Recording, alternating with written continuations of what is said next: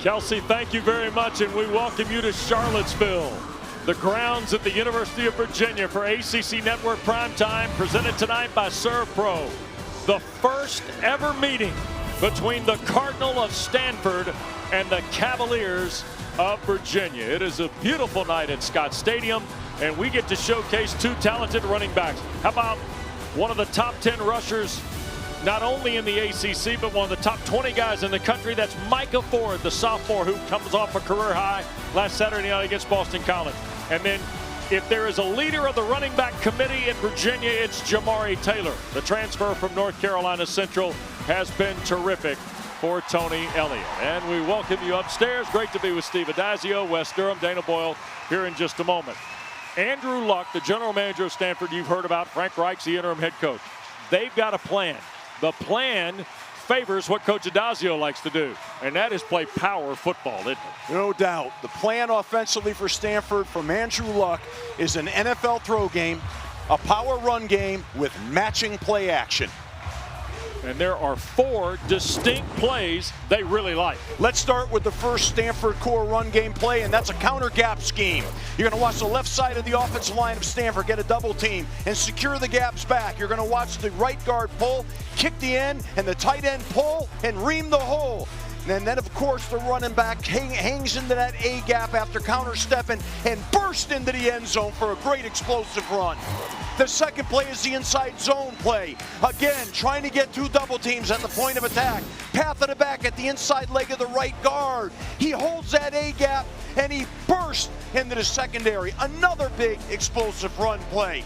The third play is the wide zone play. Now you're going to watch the path of the back get wider to stretch the defense, stretch the linebacker. Watch the right guard, Ugorji, come off of that block, snap the linebacker. And of course, we're going to get the running back's foot in the ground, get vertical, and have another 10-yard running play. The last one, of course, is one of my favorites, Wes. It's a duo play. The back will hold the A-gap now. We're going to get 2 vertical double teams, and that's what they like on 4th and short or any short yardage play. Man, I love that run game. All you're missing tonight, by the way, is eye black. Otherwise, I think you'd be good to go. Micah Ford is good to go. 17 for 157 and a score last week against Boston College. You see, that's the most by a Stanford back since our buddy Bryce Love did it, albeit almost 8 years ago. Now, if you like styles and you think styles make fights, well, get ready, because at the other end of that spectrum offensively is where Virginia is living. You saw the big output scoring-wise, 454 yards week 1 against Coastal. The next week in Raleigh, they lose on a Morris interception in the end zone, but they rack up 514 yards of offense. And then look what happened here last week. 700 yards of offense. Des Kitchings got a ride, and they annihilated William and Mary. So styles do make fights, and Dana, Chandler Morris is at the wheel, and you're standing by with Tony Elliott. Coach Elliott, you and your team set some goals ahead of the season. The first being win the home opener. You can check that box. The next being win the ACC opener. What's it going to take to accomplish that tonight? Well, we got to find a way to win the line of scrimmage, defend the perimeter well, take care of the football, and be more explosive. That's what I told them in the locker room. And when we've had success, that's when we've accomplished all of those. So it's going to be a fun challenge for us tonight. Your offense will arguably face one of the best defenses you've lined up against all season. How do you find success offensively against Stanford's defensive front? Got to get in the rhythm, got to be able to run the football. Quarterback's got to protect the ball and get a beat on them early, and then once we figure out what they're doing, then just go play football. Thank you. All right, thank you.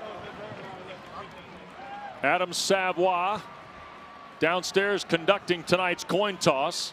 And you might say, it's just a coin toss. But Steve, it might be important who gets to set the tone of the ball game first tonight with the football, given the dynamics they have offensively.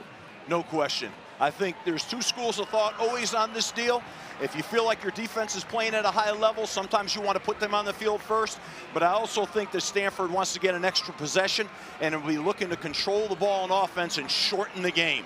So it'll be interesting to see how this plays out. So Virginia won the toss and deferred. So Stanford's going to get it first.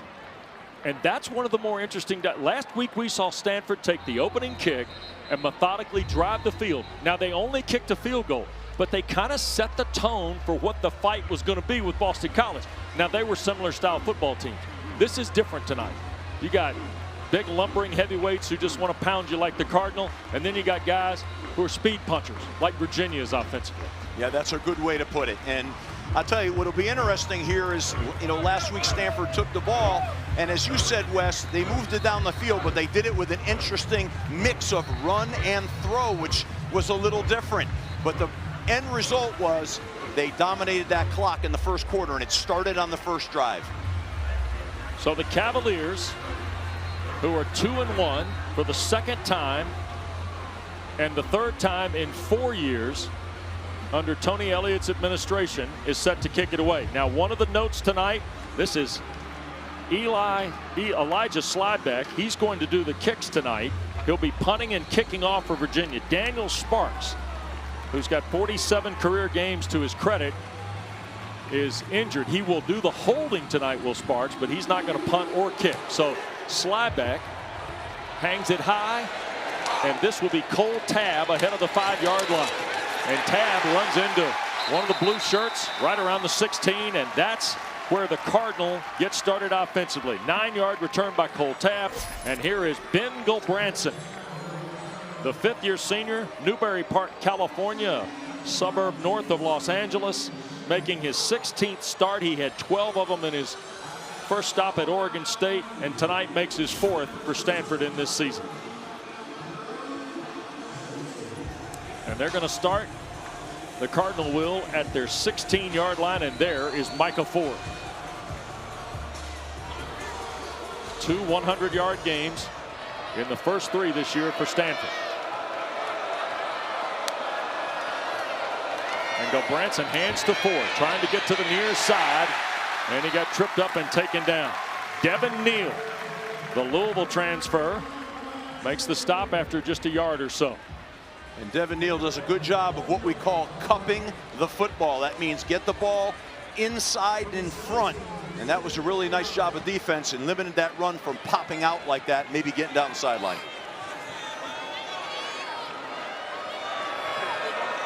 Second down and 9. Gulbranson to throw. Right across the middle, that's Ford. He'll get to the 21-yard line. It'll be 3rd down and about a full 5 here for the Cardinal. Ethan Minter makes the tackle. He's playing the free safety spot. We could potentially see the return tonight of Antonio Clary into the Virginia lineup in the secondary as well. So here's 3rd down, and Virginia has allowed opponents just 11.8% on 3rd down. They're #1 in the ACC and 2nd nationally. Well, they're going to get a test here. It's a makeable 3rd down for Stanford now. Alta here is the back. Here's Gulbranson in the pocket. Tried to fire it across the middle to C.J. Williams. It's incomplete, and the Cardinal going to go 3 and out. I thought Ben Gulbranson on that one got a little happy feet. He felt the pressure. I thought the back did a nice job picking it up, but he got a little antsy, didn't set his feet and throw that off balance. Yeah, watch his feet right there. You see it just kind of hop, hop, hop, hop, hop. He doesn't have his feet set, and the throw is off target because of that. Hayden Flintoff will punt it away. 3rd in the ACC, 27th nationally at 44 yards a return. Cam Ross is very dangerous. And that punt drifts into the Virginia bench area. Ross, by the way, 7th in the ACC, 26th nationally in punt returns. And here is the Virginia signal caller. Say hello to Chandler Morris, Coach, because this young man from Highland Park can spin it now. He's got quite a chronology of schools. He started in Oklahoma in 2020, made 5 appearances there, then went to Fort Worth. 16 games, 9 starts for the Horned Frogs, of course. And then last year was a part of the Mean Green in Denton, Texas. Led the American with 3,700 yards and one of the nation's leaders in touchdown passes. He's got Jamari Taylor in the backfield. A little flea flicker on 1st down. Here comes a deep shot. They're looking for Trell Harris, and it's underthrown. Morris really took a shot, too. He took a shot, Wes, and they had it. He just couldn't get enough air underneath that ball. What a great play design, the old flea flicker play. It looks like he got hit maybe right as he was throwing the ball. I think that might have, Mitch Lagbert might have got to him. Yeah, right there. That's why they didn't have any juice. That was set to be a big strike, possibly a touchdown. I like the mentality. They're going right after him. Virginia off its 35.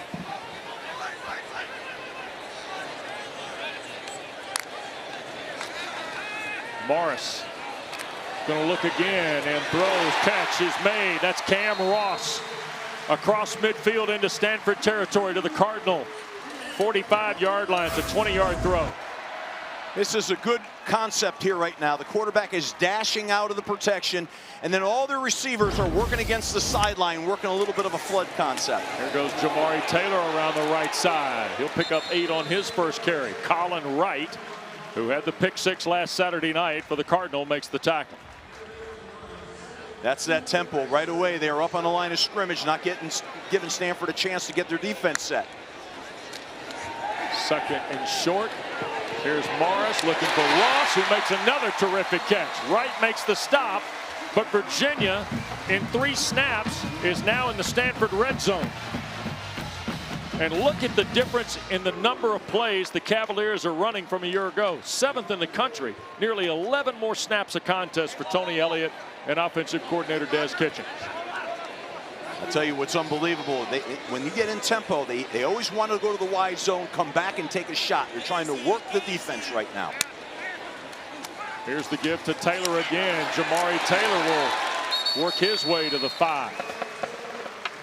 It's interesting, Wes, right now. Defense, you can tell Stanford is on their heels right now. And that's exactly what Virginia wants to do with this tempo. You can see Stanford looking to the sideline trying to get the call. Virginia's down in their stance. You got to get down and get your cleats screwed in. Here's Taylor again, fighting at the 5, and he'll be stacked up. That's Jay Green, the safety, who finally makes the stop on Jamari Taylor. Boy, this Taylor's been quite an addition for Tony Elliott. They've also brought Harrison Whaley in. He's a transfer from Wyoming. But Jamari Taylor came from North Carolina Central, where a year ago he ran for almost 1,200 yards and 15 scores. He had 4 100-yard games a season ago for Central. Here's the snap. Quick throw on the perimeter and scooting toward the end zone for the touchdown. Jaden Thomas.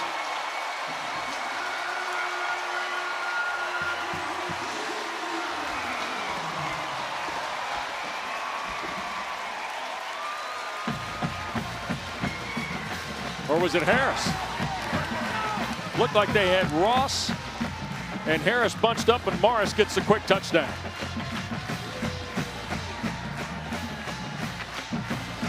Two big explosives on Frank Reich's defense. And here is Will Bettridge. And the point after good. Steve, we talked about styles. Stanford got stopped early. Virginia makes them pay quick, don't they? They sure do, and I like their play selection right now. It was a quick relief throw off the run game. They had a run call, but they saw numbers out there, and it was really well executed. Great series.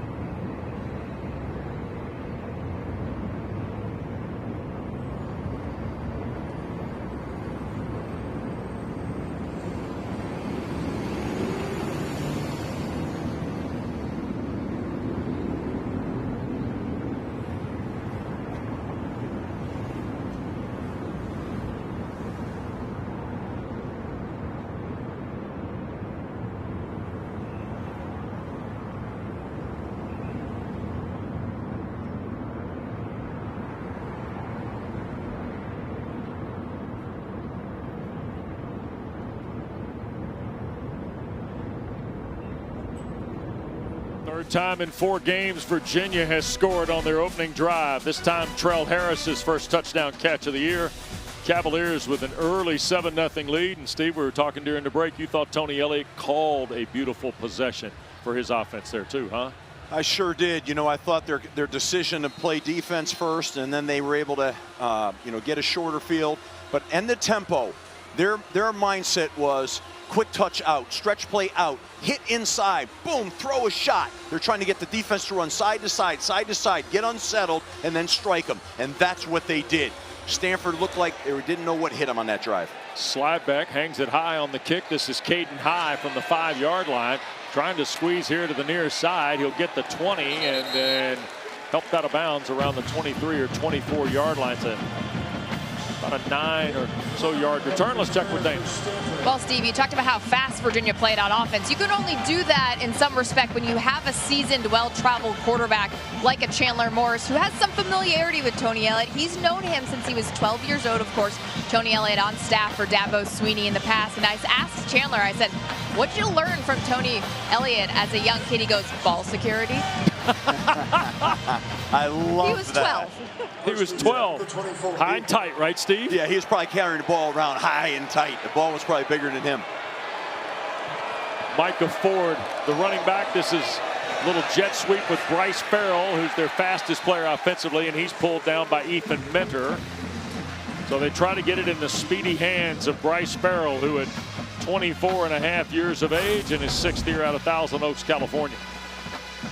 Yeah, just a little bit of a jet sweep trying to attack the perimeter and put him in a no-gain basically situation, 2nd and long.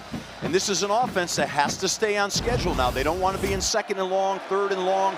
First down's got to be a +4 play. 2nd down 9 it is for the Cardinal now. Bill Branson will hand it to Ford, and they try and run straight ahead. And it'll be measured out to almost the 29, maybe the 28 for Micah Ford. Virginia comes into the game now, 10th in the ACC, 61st nationally, allowing 122 yards a game on the ground. But this is a group that is vastly improved for defensive coordinator John Rudzinski, who is a terrific visit, by the way. Good football man, Rudzinski is. 3rd down now for the Cardinal. Bill Branson shoots it up the field. That's caught by Williams. That'll be enough for the first down, I believe, at the 35 for C.J. Williams, the Wisconsin transfer, who had but 1 catch last week. That's 7 yards and a first down for the Cardinal. And Steve, that's pretty big for Frank Reich here. I think that was critical. They hit that little hitch route to, into the boundary, and they needed that. They needed to move the chains. The last thing they could be is 3 and out, putting their defense on the field. So see if they can put together a nice little drive. They're going to have to hit some play action pass and create some explosives. Ford, the lone setback. That's high in motion. Here's Bill Branson on a play action. Going to take a deep shot. That's Farrell streaking down the field. Caught 10-5, and it's 1st and goal, Stanford. There's your shot play, coach. Ethan Mentor saves the touchdown for Virginia. Yeah, there's the shot, and they're going to need to do that. That's a big part of their game plan, right? It's going to be a power run game with play action shots off of it. You just saw one of them here right now. He's going to take this ball. He's going to sell the inside zone play, and then he's going to take a shot and really threw a beautiful ball. I mean, that was a great pass. Give him a chance to run. Farrell to run underneath that with the catch over his shoulder. 60-yard completion. 1st and goal now at the 5-yard line. Bill Branson looking for the end zone. Up the ladder and caught. Benji Blackburn, I believe, holds on for the touchdown, and he does. The 2nd catch of the year for Blackburn is Stanford's 1st touchdown of the night. That's really a staple off the power run game when you get down here in the low red around the goal line. You fake an off tackle play to the tailback, and you come up and you throw that route right there, a little corner route to the tight end with a flat route underneath it. And beautiful, nicely done, nice drive. They needed to answer that. Bryce Farrell got it started on the big catch, and then Benji Blackburn finishes off the drive. And here's Emmett Kenny to try and tie the ball game, and he does. So my goodness, in just a matter of about 2.5 minutes after the touchdown by Trell Harris, Ben Gulbranson dials long distance to Bryce Farrell. And then Gobranson offers up his second touchdown pass of the year. Tied in Charlottesville.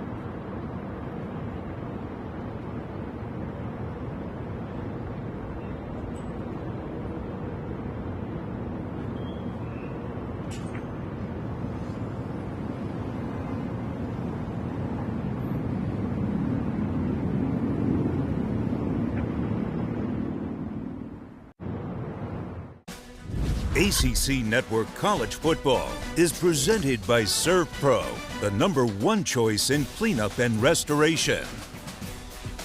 Look at the big fella from Lebanon, PA on the soft roll for Bobby Ross.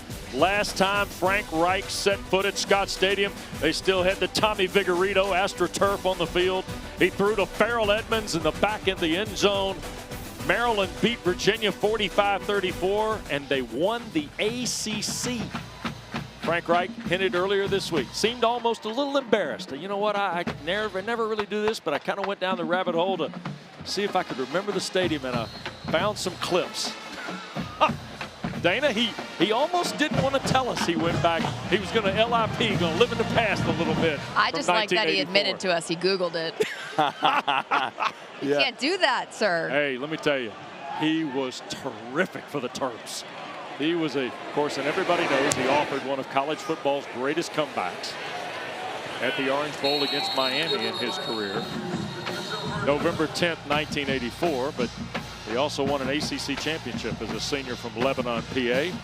So, Steve, I said at the top, styles make fights. Stanford kind of punched like Virginia in that last drive, didn't they? They sure did. That was quite a response, because that initial drive by Virginia was impressive. But here we are. We're 0-0 again with Virginia has the ball. Let's see what happens here. Jamari Taylor returns at the running back spot with Chandler Morris, who has opened the game 3 for his first 4 for 48 yards, and the TD to Trell Harris. And a play fake by Morris. He'll deep again. This is Harris in stride, and Trell Harris scores 75 yards.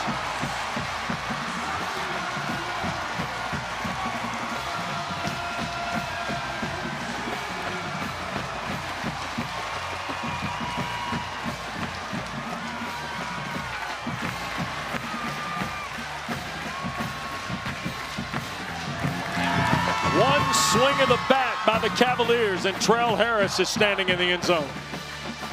How about that? I got to tell you, I don't understand how there was nobody in there. There was no middle field safety. There was nobody there. And I don't know if he had inside leverage on defense or what, but they let that post route open up in the middle of the field and ran right unimpeded with a great throw. 75 yards, Chandler Morris to Trell Harris.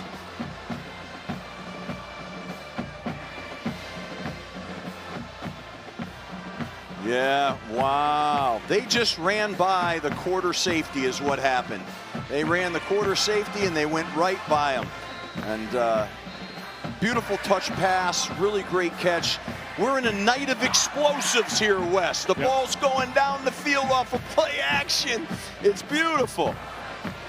Well, we have seen in, quite frankly, less than 3 minutes, 3 touchdowns. Yeah, it's impressive. Yep. Harris's first multiple touchdown game. Longest pass of the season for Virginia. So now we'll see if Stanford can get the rock back and answer. Slide back the left footer. He drives this one now. There'll be no return for Caden High. And the Cardinal and Stanford will start from its 25. Don't forget, next Saturday, ACC Network slate. How about Coach Dana and I will come to you at high noon from Central New York. The Orange and the Blue Devils, both coming off victories.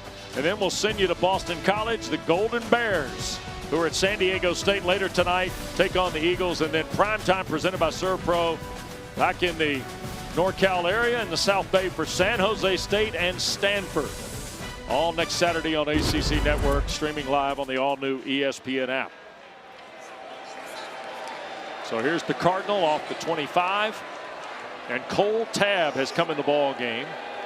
He's the second leading rusher behind Micah Ford, but only 11 carries on the year, and here's carry number 12 for no gain.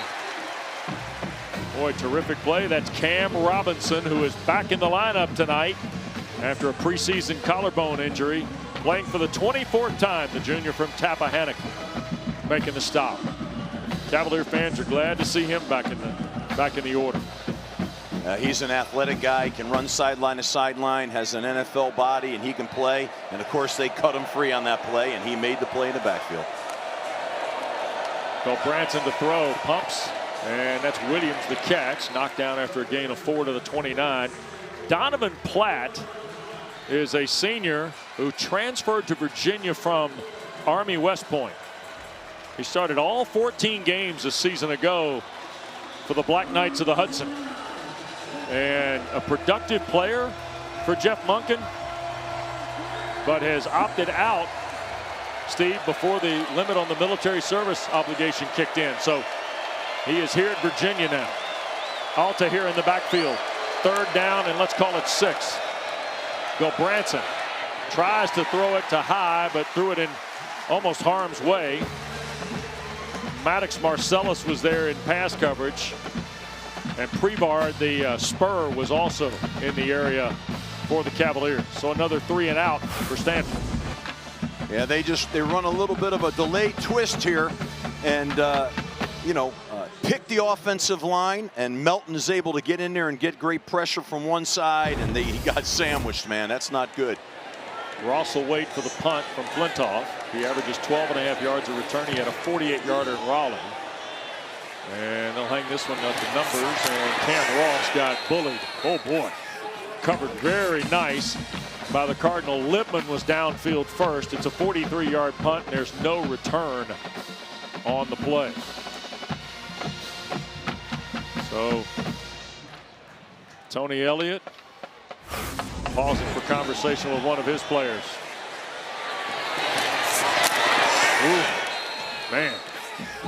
Saw Lipman, the sophomore from Scottsdale, along with Cam Richardson, make the stop. So here's Virginia from its 28.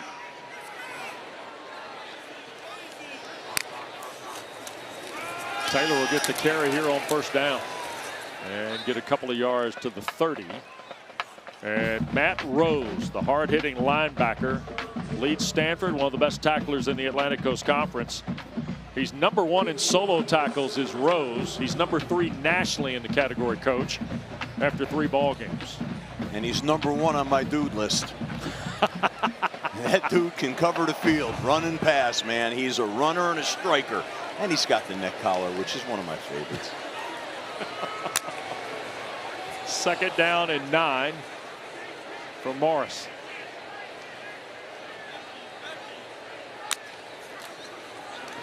Quick throw on the perimeter.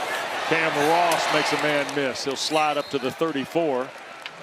All right, here's a look at Adazio's dudes tonight when Virginia has the ball, huh?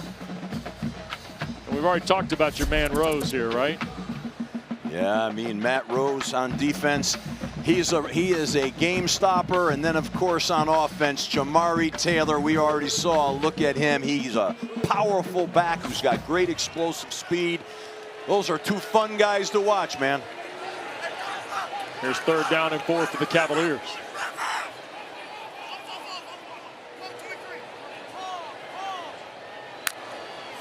And boy, we got movement up front. Brady Wilson says it's on Stanford. We'll wait on Adam Savoy, our referee tonight. Offside. Defense number 6. 5-yard penalty results in a first down. Calling it on Colin Wright. Oh, wow. Yeah, Wright really crossed the line. Yeah, I don't know if he was checking the play or checking the cadence, but whatever it was, they caught Stanford there and gave him a quick first down. You can't do that.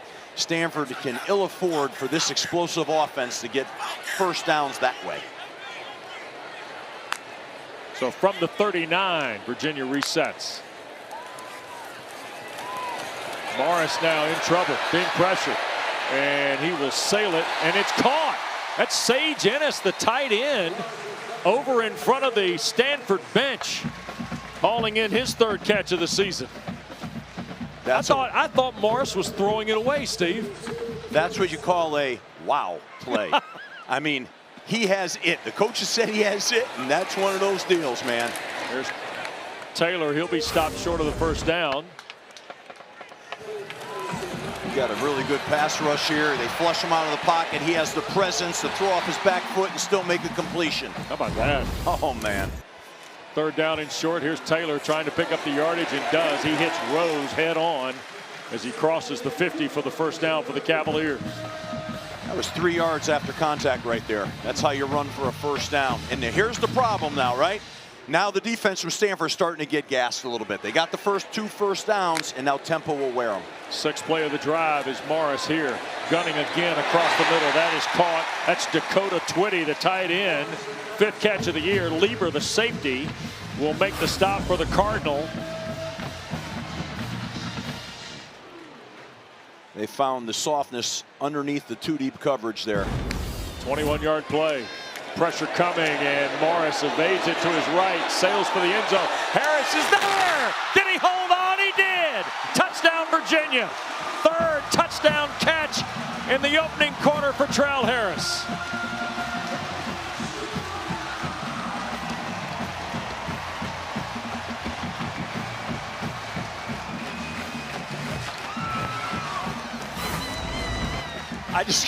We got another wow play. I mean, look at this. He's flushed out of the pocket. He has the speed to turn the corner, throws off his back foot, and drops a dime right over the safety. Oh, my goodness, over Colin Wright, who is a dude for Stanford. Look at that throw, that placement, that catch, but it all started with Chandler Morris. That's impressive. Point after by Bettridge is good. It's 21-7 Virginia. The Cavaliers, who are 11th nationally in plays of 20 or more, have got 4 in the opening quarter.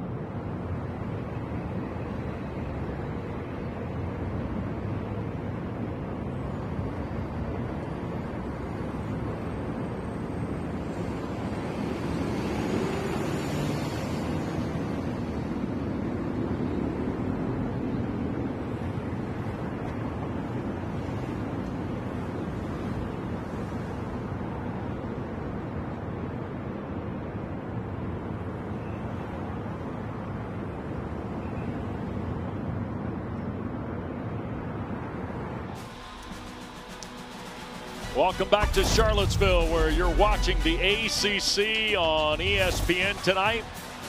And we're watching Virginia and explosive plays here in the opening quarter by the host Cavaliers. They have had 4 plays already of 20 or more, 20, 25, 21, and 27 yards. Now Stanford has counterpunched.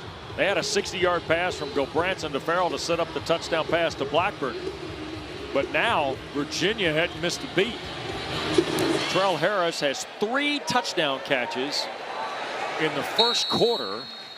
And all of a sudden, Dana, the onus on the Cardinals is already a little warm here, I think. Well, co-defensive coordinator Andy Thompson just got after the entire defense during that timeout, saying you need to do your job first. Don't overcompensate. You got to play with some aggression. He said you don't need to overcompensate for your buddy to the next year. You got to win your one-on-one matchups first. Right now you're a defensive coordinator. You are losing your mind because those are shots over your defense. You see Rouse, the tight end, in motion. 2 tight look. Play fake to Ford. Here's Gilbranson and tries to throw it back to Benji Blackburn. And I think he gets a yard there maybe. Nope, incomplete. In front of the Virginia bench. Cam Robinson was there defensively. Yeah, well, they do move it for a yard, so he did catch it. Hard to tell with the Virginia bench from our purview. 2nd and 9 it'll be. And that would be off schedule for them. 2nd and 9. That's not where they want to be. They want to be 2nd and 6. From under center, the give to Ford. Micah Ford left side. Spins and falls forward. That's a Cardinal first down. Out to the 36. And Steve, there goes number 20, who's got 10 yards, and man, does he run well. Well, he's one of their most explosive weapons, and there's that wide zone play. Pretty well blocked, and a nice, spin move off of contact for a first down. They've got to do a great job mixing their run, mixing their play action. Don't panic here now. Stay in the game plan. I remember back in the late 70s and early 80s, they had a talented running back named Darren Nelson. Here is Gilbranson on first down, across the middle and just off the hands and out of the reach of C.J. Williams. My point being, ever since I remember Darren Nelson as a kid watching college football, feels like Stanford's backs, there have been a couple of exceptions. Toby Gerhart, Tommy Vardell, they were bigger backs, right? But all had that lean like Micah Ford does. Not necessarily 6'3", 6'4" guys, like 5'10", 205, 210, right? Yeah. And they need that because in this run game, this style of offense, those runs have to be at least 4-yard runs. So you need to be able to run with your pads low. 2nd and 10 after the miss on the throw to Williams. There's another give. This is Ford eluding for 5. Make it 10, 11 yards. How about the run by Micah Ford on 2nd and 10? That's an impressive run. They came up. It's really a draw. It's a call. It's a draw. And he's able to get to the 2nd level. But when he gets there, look at the yards after contact. I mean, there had to be 5 yards after contact on that play to be able to get that first down. 2 big runs by Micah Ford. You see 0 for the Cavaliers. That's Antonio Clary, who was injured early last November at Pitt. Trying to give it another go here. There's Ford, stopped after a gain of maybe 1, perhaps 2 on first down. You saw on that play, Virginia brought a little pressure from the field and rocked the defensive front, which means move it. And they moved it to the boundary, and Stanford fell off the blocks, and there was penetration. And that's when you want to stop the run game. What do you have to do? Add a defender to the box. One way to do it is bring somebody from the field. 2nd down and a short 9 here for the Cardinals.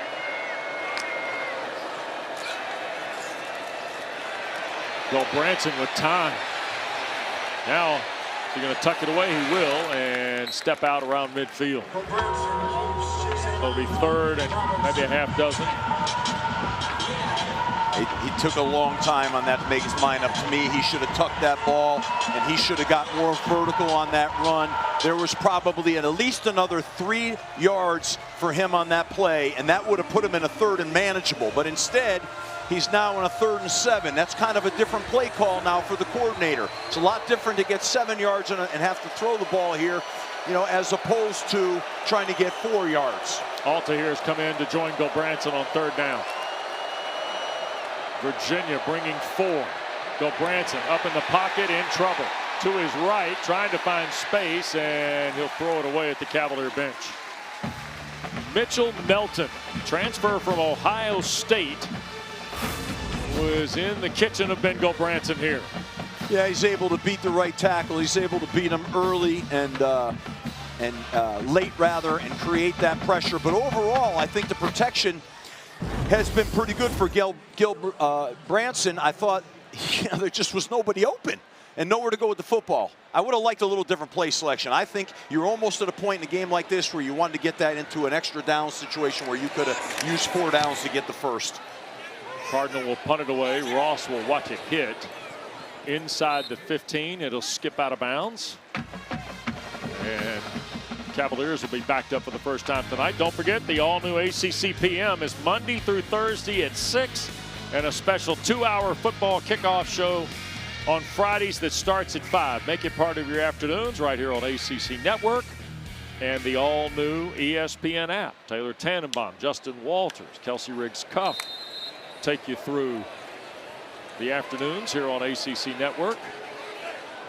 Virginia puts Xavier Brown into the ball game now, the senior from Lexington, Kentucky. He'll join Chandler Morris as the Cavaliers start off their 12.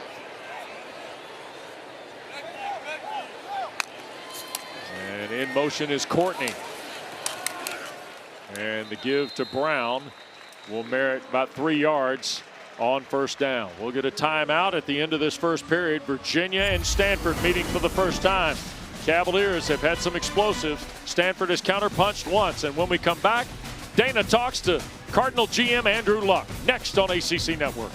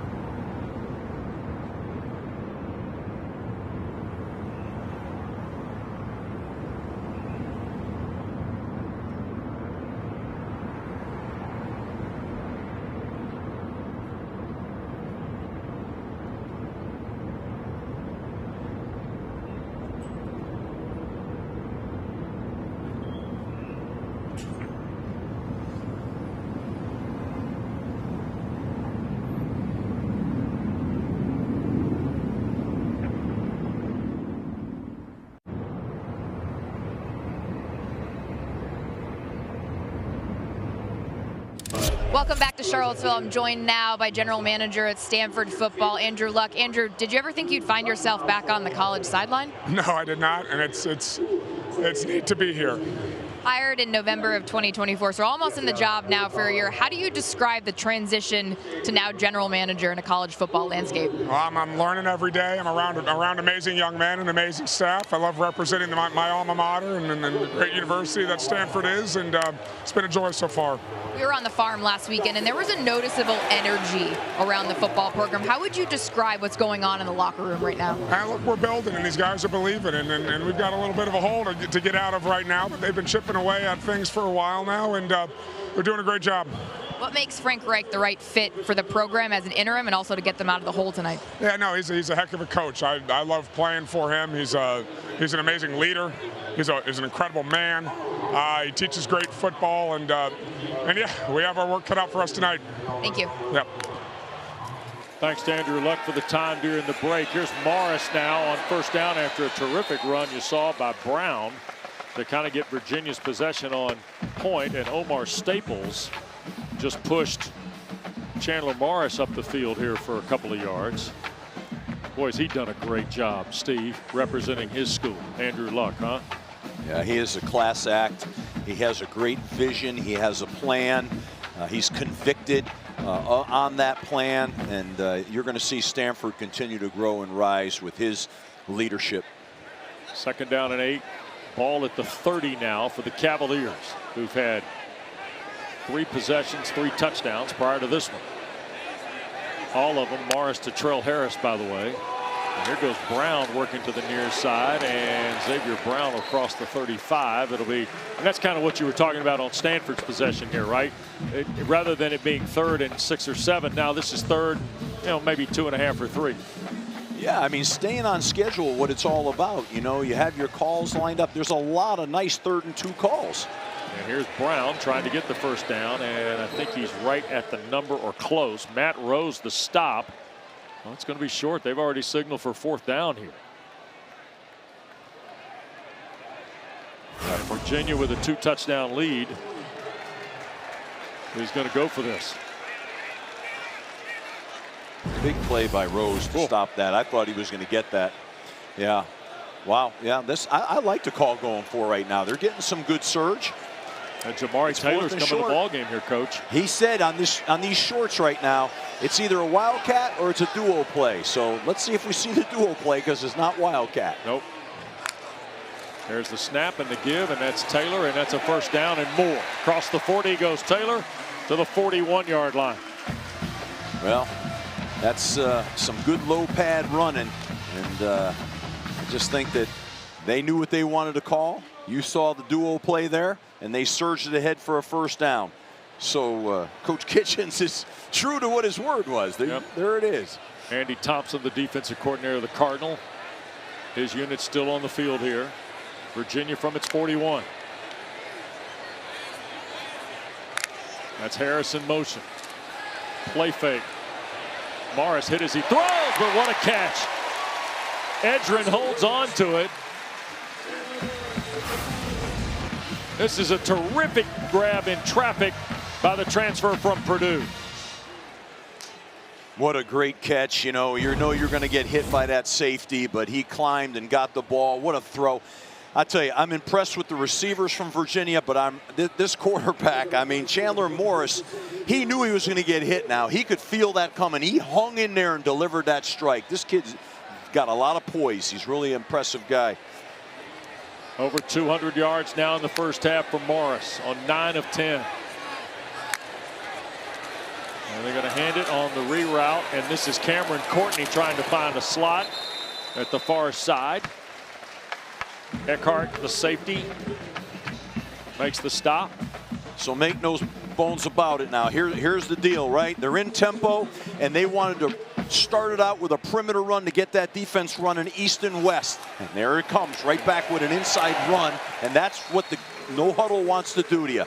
Tire you out and then pierce you, and then come back maybe and throw a shot next. You may see that happen. But they're clicking on all cylinders here, Wes. It's fun to watch. Sure is. guess not so fun if you're on defense right now, though. That might be a little tiring, Coach. It might be a little tiring. And, you know, and Andy's deal identity was effort, physicality, and passion. Well, when you're tired, it's hard to do those three things. 10th play of the drive for the Cavaliers. Brown has come back in the ball game. Here's Morris. Now going to keep it as the pocket started to collapse, and Chandler will slip down around the 19. I think Matt Rose got a hand in there. Yeah, this is a called quarterback draw here, and a good call at that time. Look on schedule now, 2nd and short, 4th. And Brown fighting for yards. Down to the 14 goes Brown. Now Harrison Whaley is also a guy we'll probably see tonight at some point. Noah Vaughn was injured late first half last Saturday in the win against William & Mary. He will not play tonight for the Cavaliers. All three of these backs, though, Steve, could play for a lot of teams. And the fact that they have created this collaboration in the run game is such a huge luxury for Tony Elliott. Well, they dove into the portal and they wanted to get depth, and they have it. And now they can keep a fresh back in there. They exchanged personnel, which gave Stanford a chance to catch their breath, but they too got some fresh bodies in here. Too tight look with Twitty and Ennis on the field here. And that's a wildcat. And they hand it, play fake it to Morris. He's going to roll to the left. Chandler going to throw it or keep it. And he will score, standing for Virginia. They ran the wildcat for you, Adazio. Yeah, I love the wildcat. Except Carter handed it to Morris. Or Taylor, rather, handed it to Morris on the fake. Look at this.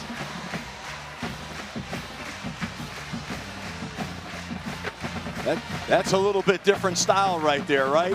It's not like the true wildcat where you're lining the tailback as the sole guy. They're trying some deception by hiking it to the tailback as opposed to the quarterback and then handing it back to the tailback.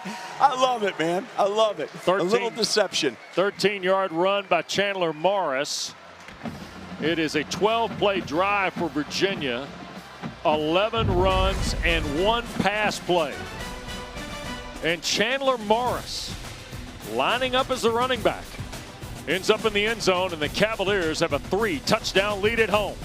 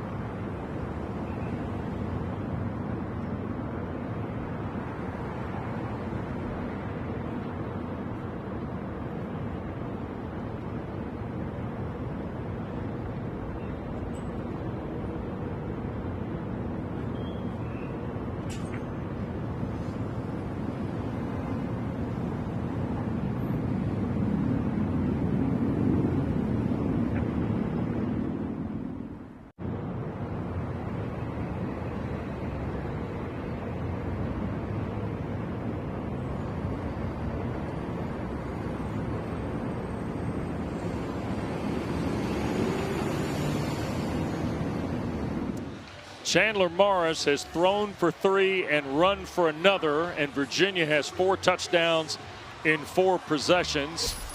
And at the top of Frank Reich's worry list had to be Cavalier explosives, especially on the offensive side of the ball. And unfortunately for Stanford, that's become reality here. No question. I mean, the last thing he wanted was a 28-7 game. Stanford's not really built to come from behind with that kind of margin. So that's a problem for them, but they've just got to be steady in the boat and peck away at it. No return here. Cardinal will start from his 25, and let's go back here to the touchdown run by Morris. So what you're seeing right here is the tailback in a tailback stance, and what you're seeing is the quarterback right here offset, giving some deception on alignment. And then you're going to see Chandler fake the reverse to Luttrell, and then he's got an option to either throw the corner route or to be able to keep it himself. And of course, the defense lost contained. There was a lot of deception there, well orchestrated, well designed. What a beautiful, beautiful play. Virginia, averaging 44.7 points a game, has already got 28 with 9 minutes to go in the first half. And Adam Savoie. Delay of game, offense, 5-yard penalty, first down. Once again now, the last thing you want to do here is start to get behind the chains on this style of offense. I know I sound like a broken record, but now it's going to be 1st and 15, and you don't want to be 1st and 15.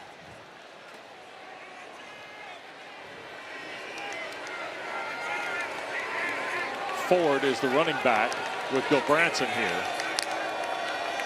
And then looking to throw. And catch is made. That's C.J. Williams, who was pretty quiet, to be honest with you, last Saturday night against Boston College. But is already, that's his 3rd catch of this first half for Stanford. Carnley, transfer from Arizona, who spent the spring at Miami in the transfer portal. Made the stop. And Ford will be stopped at the 30, so it'll be 3rd down and 5. There are a handful of guys, Steve, and the reason I bring this up is because this week they eliminated the post-spring portal window in college football. So now there's going to be a 10-day window in January for portal, and that's going to be it. Because there are players like Carnley that played last year at Arizona, spent a semester abroad at Miami, and then ended up at Virginia. And he's not the only one. There were a couple dozen guys in that neighborhood. Long throw, go Branson to Williams, and a first down for Stanford in front of the Cardinal bench, and Carnley there on the stop. Yeah, that was an impressive play. I mean, you're throwing it to the field. That shows your arm strength right there. Yeah, he's running a little comeback route, was right on the money, and Gil Branson had pressure on him to throw that as well. That was an impressive play. 1st and 10, and they rock it with Ford. 3 or 4 yards from Micah Ford. Jason Hammond makes the stop. He and Jameer Carter in that defensive front, along with Anthony Britton. Those are guys that have kind of been here for the haul with Tony Elliott. That's the strength. They feel the strength of their defenses in the front 7, and they're playing well here tonight. Branson wants to cut it loose. Now in trouble. He'll be sacked. And that's Rickert. The Cavalier coaches raved about Daniel Rickert, the transfer from Tennessee Tech, who picks up his first full sack of the night. And the Cavaliers first. That's the dude on defense right there, Daniel Rickert. He's their best player, and you can see his effort right there. But I got to tell you, that's a coverage sack right there. There was nowhere to go with the ball. They had great coverage, and, you know, Ben Gilbranson was in trouble. So 3rd and a dozen for the Cardinal.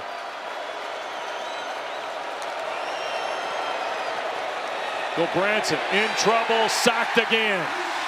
And that time it's Kasim Moore, the transfer from Elon.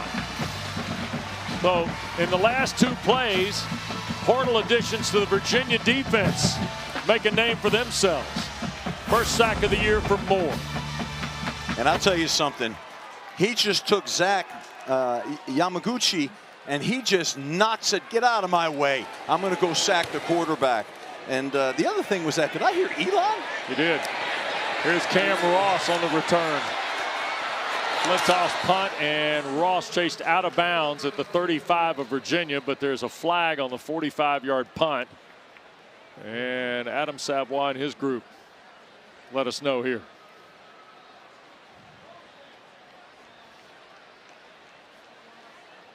Ball is spotted at the 34. During the kick, holding receiving team number 9. 10-yard penalty from the end of the kick. First down. Timeout on the field. So Virginia will start from its 24. Tony Elliott's team leads by 3 scores.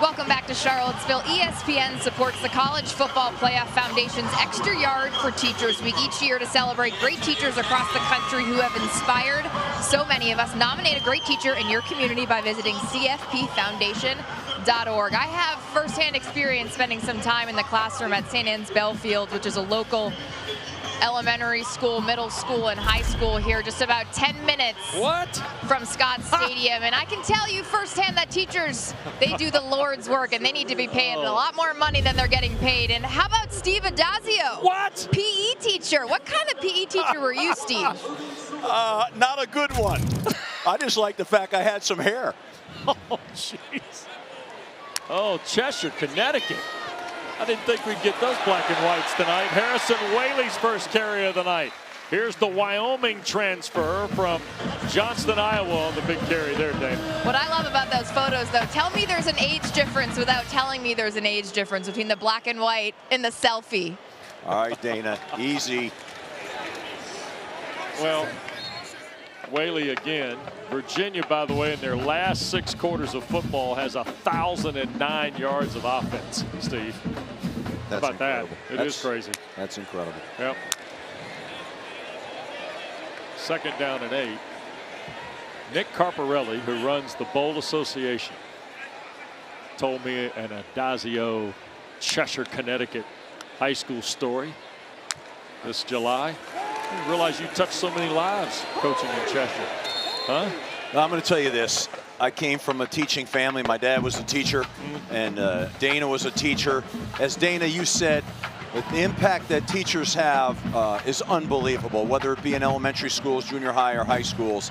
And we're all so grateful for the great teachers and coaches that we had coming up the ranks.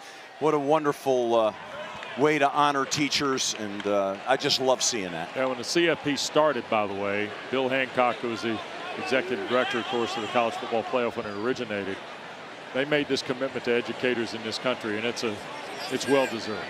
Well deserved on every level. Here's a third down play. Taylor's come back in the game. Oh, look at the screen. Can Jamari make a miss? Yes! Taylor keeps his feet across midfield, and a Virginia first down. Scotty Edwards, the safety, makes the stop on Jamari Taylor. My goodness. He's shown us a lot in the opening half, Coach. That was a really great play. It was a special play by Chandler. Here's a long throw looking for Harris, and Terrell Harris hauls it in. What a half this guy's having. Adding to the tally, he's got 3 touchdown catches in the first quarter. And now he's got a circus catch against Brandon Nicholson. Look at him come back for the ball, reach over the top, have the presence to control it. Wow, he's having a career night. Chandler Morris is having a career night. This is the fans here are getting treated to some explosive plays. A completed pass is under further review. So that means tonight we give you access. Let's go to Uptown Charlotte, the Game Day Operations Center. Adam Savoie is the referee tonight. Replay A, we're going to see control. Replay A. Show replay A. Yep, let's see. program is not showing any replays. All right. Program replays. Okay. So he's still in. He was in down the sideline. Hey, replay, this is Adam. Hey, Adam. Ruling on the field is a completed pass in bounds. I got you. I'm showing you replay A here. Okay? Okay. So, oh, what happened? Something happened there. Don't know where that went. Firm grip control. Right there. Yes. Body part down. Yes. Right foot inbounds. Left foot inbounds. Going to the ground. He's got to survive the ground. And we're going to have the ruling on the field upheld on this. Yeah. Would you agree? Just looking at that ball right there. Does the ball move whenever his looking at bottom hits the ground? That's what I'm looking at right there. He's got it, and then that ball moves a little bit. His left arm and hand come off of the ball. The ball moves a little bit right there. Look at that ball moving. But I see no loss of control. Yeah, but I don't know what that right arm is doing, right? So that right arm could have. Yeah, do you have anything from the inside? Something. Nothing from the inside. This is too far back. Based off of this, yeah, the ruling on the field is going to be upheld. I have nothing from the inside. He maintains control. We have that body part. He goes down to the ground. We're going to be upheld on this. Okay, so after further review, the ruling on the field is upheld? That's correct. And the 9-yard line is a good spot. Okay, 9-yard line. And the clock is good. Thank you very much. All right. Thank you. All right, terrific access again tonight, the Game Day Operations Center in Uptown Charlotte, Steve. After further review, the ruling on the field is upheld. So it's a 40-yard throw to Terrell Harris, but some discussion. But they saw what they could see and stayed with the call. Yeah, I mean, I can't get enough of that stuff. I think it's super cool. The only thing I would say is, like they were talking about, you know, where was control when his body hit the ground? But the discussion was unbelievable, and I just love that. What a great addition to college football. I'll tell you what, a grab by Harris, by the way. 2 feet down. That would have been good tomorrow. First and goal at the 9 now for the Cavaliers. Snap to Taylor. Jamari looking for the far side. He'll round and score, but flags have been thrown in the neighborhood of a hold. So the touchdown will be called back. Holding offense number 60. 10-yard penalty. First down. And that is the former Stanford Cardinal, the right guard Drake Metcalf, with the holding call. Yeah, he's got him. He's got him around the shoulder, and that's a good call right there. You know, and it's hard. I got to tell you, I'm going to speak as an offensive lineman now and a line coach. That's really hard because, you know, I thought the back could have stuffed that inside. He didn't help him on that play. You know, that's when you sometimes get those holding calls. But I still love the play design. I love the hiding of the Wildcat. Really cool stuff right there. What a shame. Started his career at Stanford. You see, graduated in 22, then spent a year at UCF. And here goes Taylor again on the run, trying to get to the outside, keeps his feet, and he'll be banged out of bounds around the 5 as Jamari Taylor. Jay Green finally knocked him out of bounds. What great balance this grad student from Charlotte, North Carolina has. He sure does. He's got balance. He's got power. What I loved there was a great stiff arm, man. I love a stiff arm now. Huh? Second what and goal. a weapon. Morris trying to buy some time. Up in the pocket, throws and shoots it beyond the tight end, Dakota Twitty's reach. Oh, and Twitty hit the camera stanchion in the end zone. There is a slight hill, little decline, if you will, off the back of the end line down toward the tunnel area here in Charlottesville. And Twitty, I think, ran out of real estate at the back of the end zone. But nonetheless, see a little bit of a decline there. And then we'll tee this up for 3rd and goal, and Dakota looks okay. It's impressive to watch Chandler with his eyes down the field. He keeps him down the field the whole time, and he's still operating at full speed. Taylor in the backfield with him. Here's Morris looking again, end zone, up the ladder, out of the back of the end zone's Cam Ross. Incomplete. And Will Bettridge going to be asked to come on and try the field goal. Yeah, his foot is outside the end zone right there. It's close. I mean, a beautiful job of catching the ball and trying to get your foot in. But he's over that line, around that line right there. So for the first time in 5 possessions, Virginia's going to be turned away from the end zone with a touchdown, and have to see if they can add 3 with Bettridge. The presence of Chandler Morris under pressure like that to throw that strike, I'm telling you, I can't say enough about his performance tonight. 25-yard try is no good. So Will Bettridge misses the field goal try, and the score holds at 28-7 here with 2:24 to go in this first half.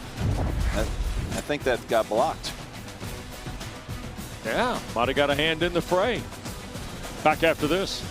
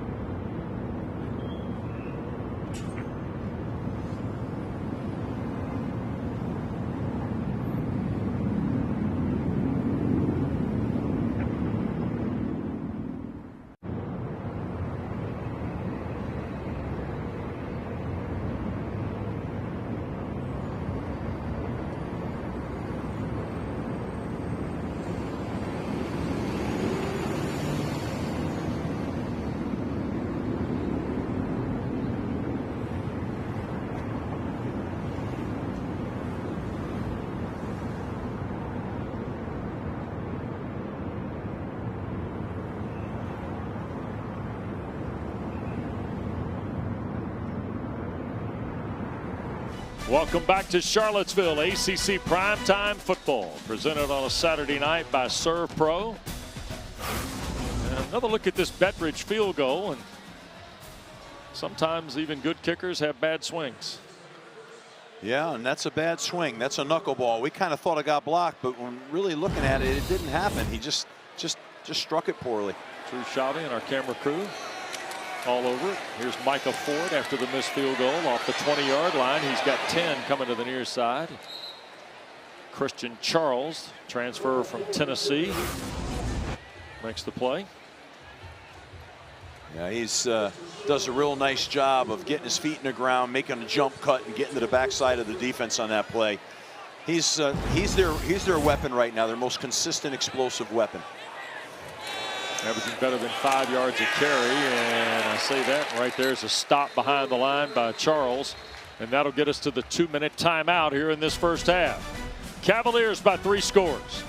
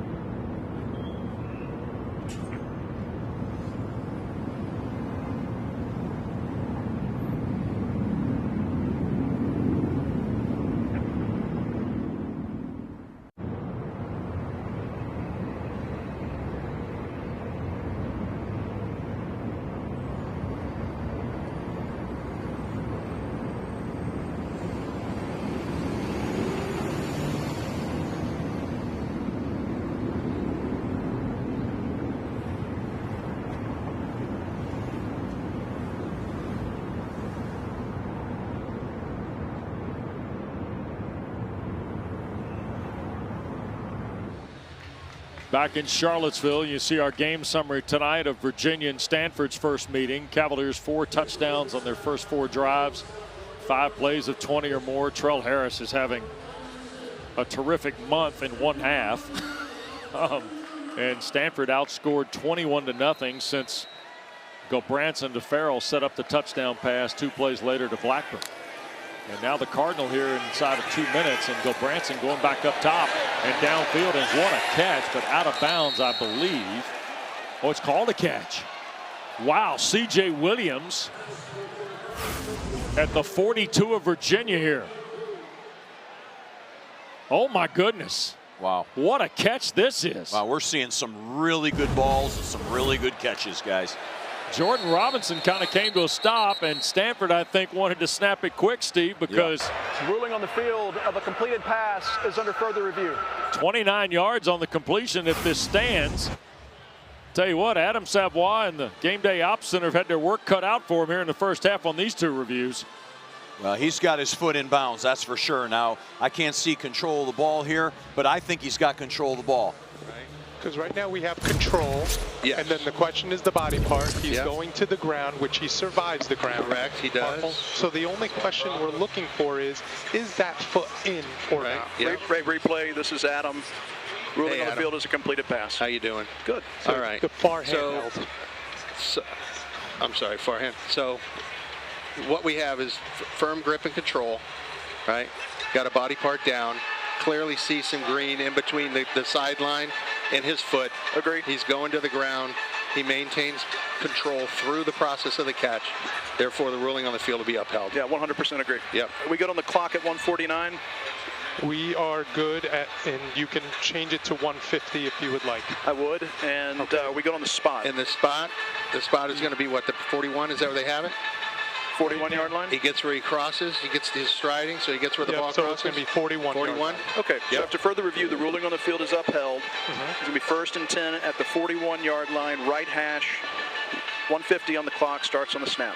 Yes. Correct. Okay, thanks. Thanks, guys. All right, bye. Everybody wanted to check and see how everybody was doing. Well, they're doing After further fine. review, the ruling on the field is upheld. Please reset the game clock to 150. I love it. You know, I love he says 100% with you. What if he was 51% with him? He'd still be with you, right? I guess. That's great work. Great. It really and I is. said this last Saturday night when we were out in California late night. The collaboration that you're getting access to is incredible. Just the way the process works. Here's the first down for Gilbranson after the throw, and this is Caden High, and he will pick up another first down. So the Cardinal now trying maybe to see if they can't punch something in before halftime here with 1:43 and a moving clock now in the second quarter. Plenty of time. They're doing a nice job managing the whole situation here. And this is Urban trying to find some room, and he will get the 25 and maybe a yard more. Steve, by the way, we were told this earlier in the season. It's worth noting the ACC led Power 4 in review time, averaging less than about 90 seconds and change last year in terms of those reviews, and that's, I gotta believe that number may have gotten a little better here through the early part of the season. Gilbranson, a long throw to the far side, catch is made, stepping away Williams, he'll get to the 5, and knocked out at the 1 is C.J. Williams by Christian Charles. You know, missed tackle here. Nice job. Again, good throw, good timing. He breaks the tackle and is able to get the plus yards here to put it down inside the 3-yard line. 22-yard throw, 1st and goal. Ford, and boy, got knocked down in the backfield. Ethan Mentor was there for Virginia, and so was Prevard. Jason Prevard, the transfer from Morgan State. Virginia, they're first. 30 seconds. Please reset the game clock to 59 seconds. What's amazing to me on that last play there was it looked like they're running a read play. I don't know if there's a read if they're going to let Gilbranson pull the ball, but if there was, he should have pulled the ball. Yeah. Frank Reich has got the Cardinal huddled up here and talking to his quarterback.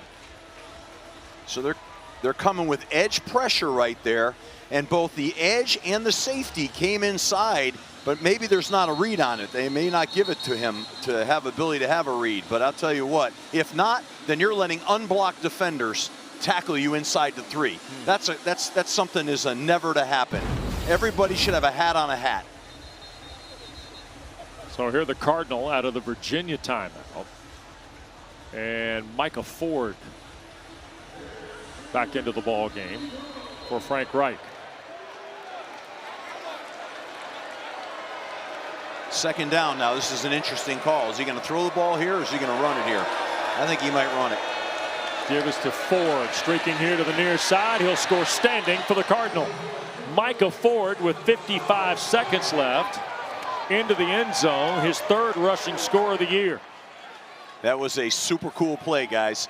He had a chance to hand it off to Micah right now on the sweep action or shovel it to the tight end, who also looked like he would have had a chance to score.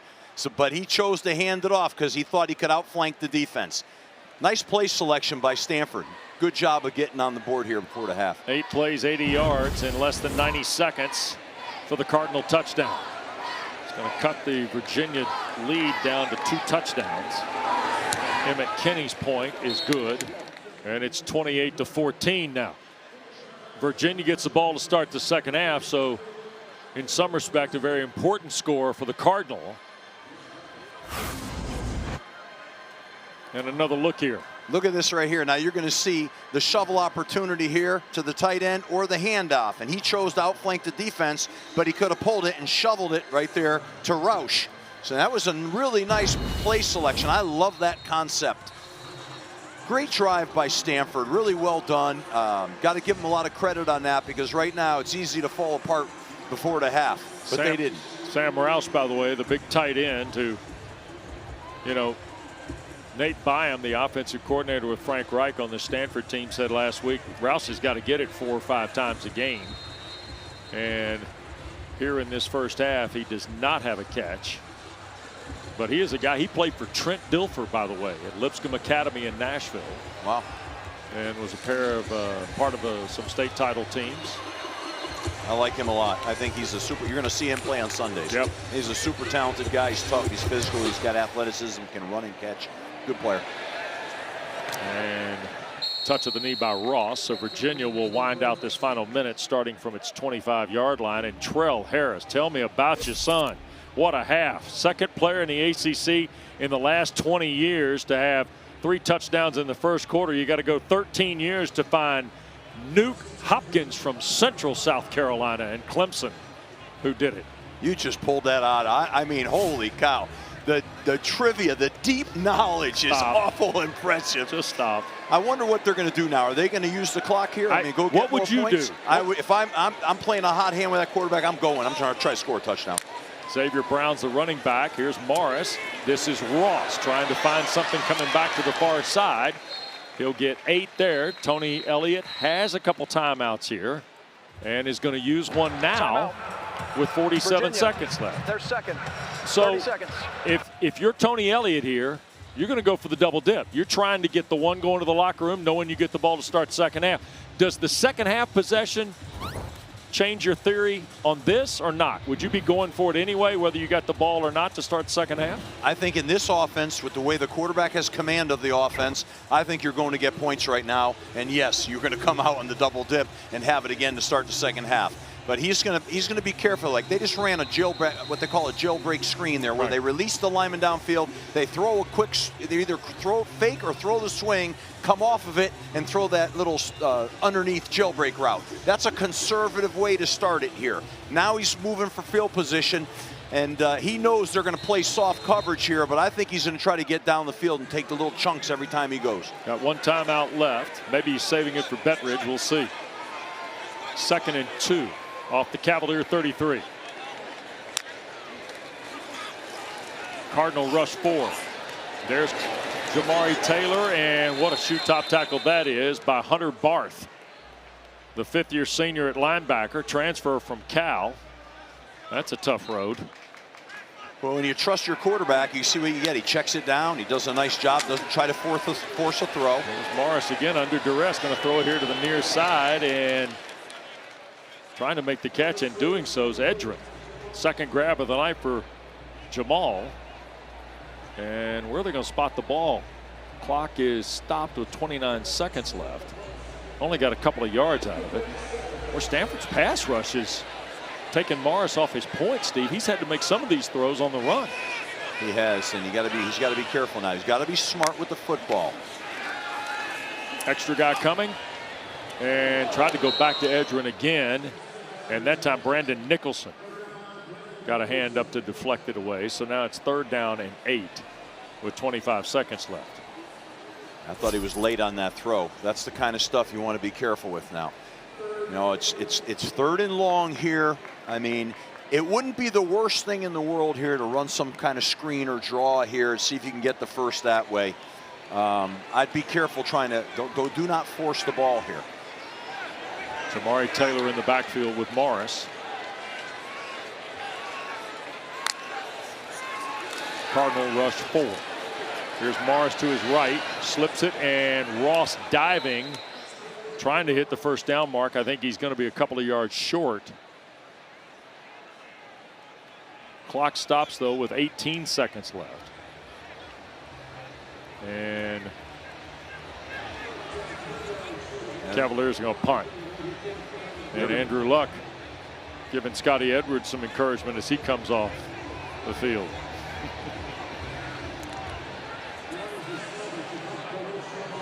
Liam Thorpe will wait on Elijah Slyback's first ever punt as a Cavalier. A little surprised that they didn't come after that punt right now. Look at this. Slyback hit it like Ray Guy. Knocks it in the end zone. Yeah, he sure did. That'll be a 58-yard punt into the end zone for Elijah Slyback. Don't forget, we got soccer and volleyball coming up for you Wednesday night on ACC Network. Women's soccer gets us started 6 o'clock Eastern. Number 6 Notre Dame, number 18 North Carolina, and then top 10 volleyball from Moody Coliseum. Coach Fisher and Pitt visits number 10 SMU. That's at 8 o'clock Eastern Wednesday night on ACC Network, streaming live on the all-new ESPN app. Andrew litigating for some calls down there, Coach. What do we got going on with the one of the all-time great Cardinals? I'm surprised they did not try to block the punt. Why wouldn't you go for an all-out block right there? You know, I don't know. That will get these two teams to the locker room. Frank Reich's club gets the touchdown run by Ford. That's the end of the Chandler Morris throws for 279 in the first half. Let's go downstairs to Dana with Frank Reich. Coach, strong 2-minute offense to keep it within 2 scores. How do you keep punching in the second half?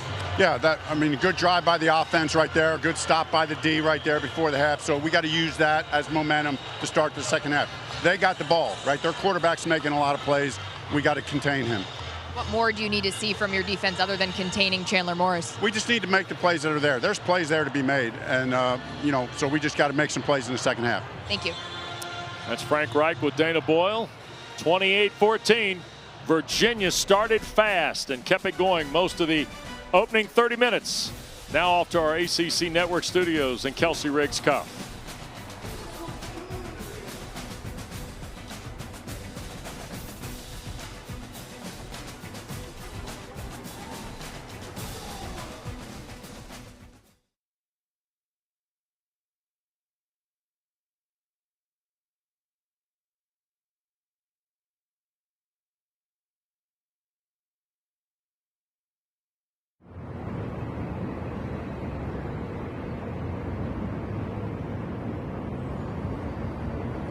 Score at the break, Virginia 28 and Stanford 14. Back with more action right after these messages.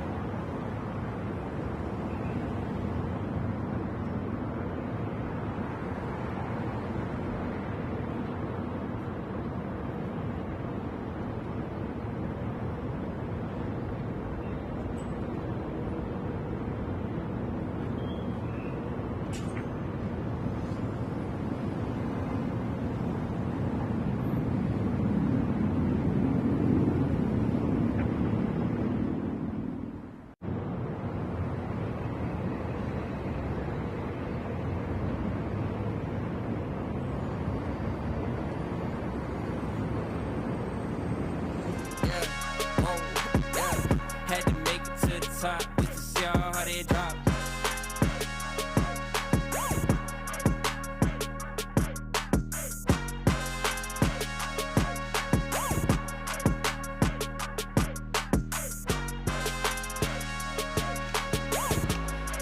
And we welcome you back.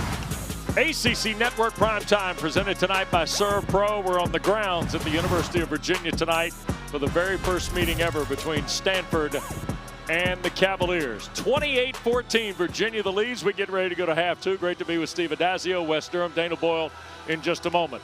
Chandler Morris and Trell Harris set this game on fire in the first quarter tonight, Steve. Oh, they sure did. I mean, you're talking about big strikes, great balls, circus catches, two outstanding players and athletes making plays. And then, of course, just a little pitch out relief throw for a touchdown. Down the field, strike right on the money, full stride. And then look at the scramble by Chandler Morris. I mean, finds his guy. I mean, Chandler Morris is all over the place. They can't get their hands on him, and he keeps his eyes down the field, and he's all accuracy.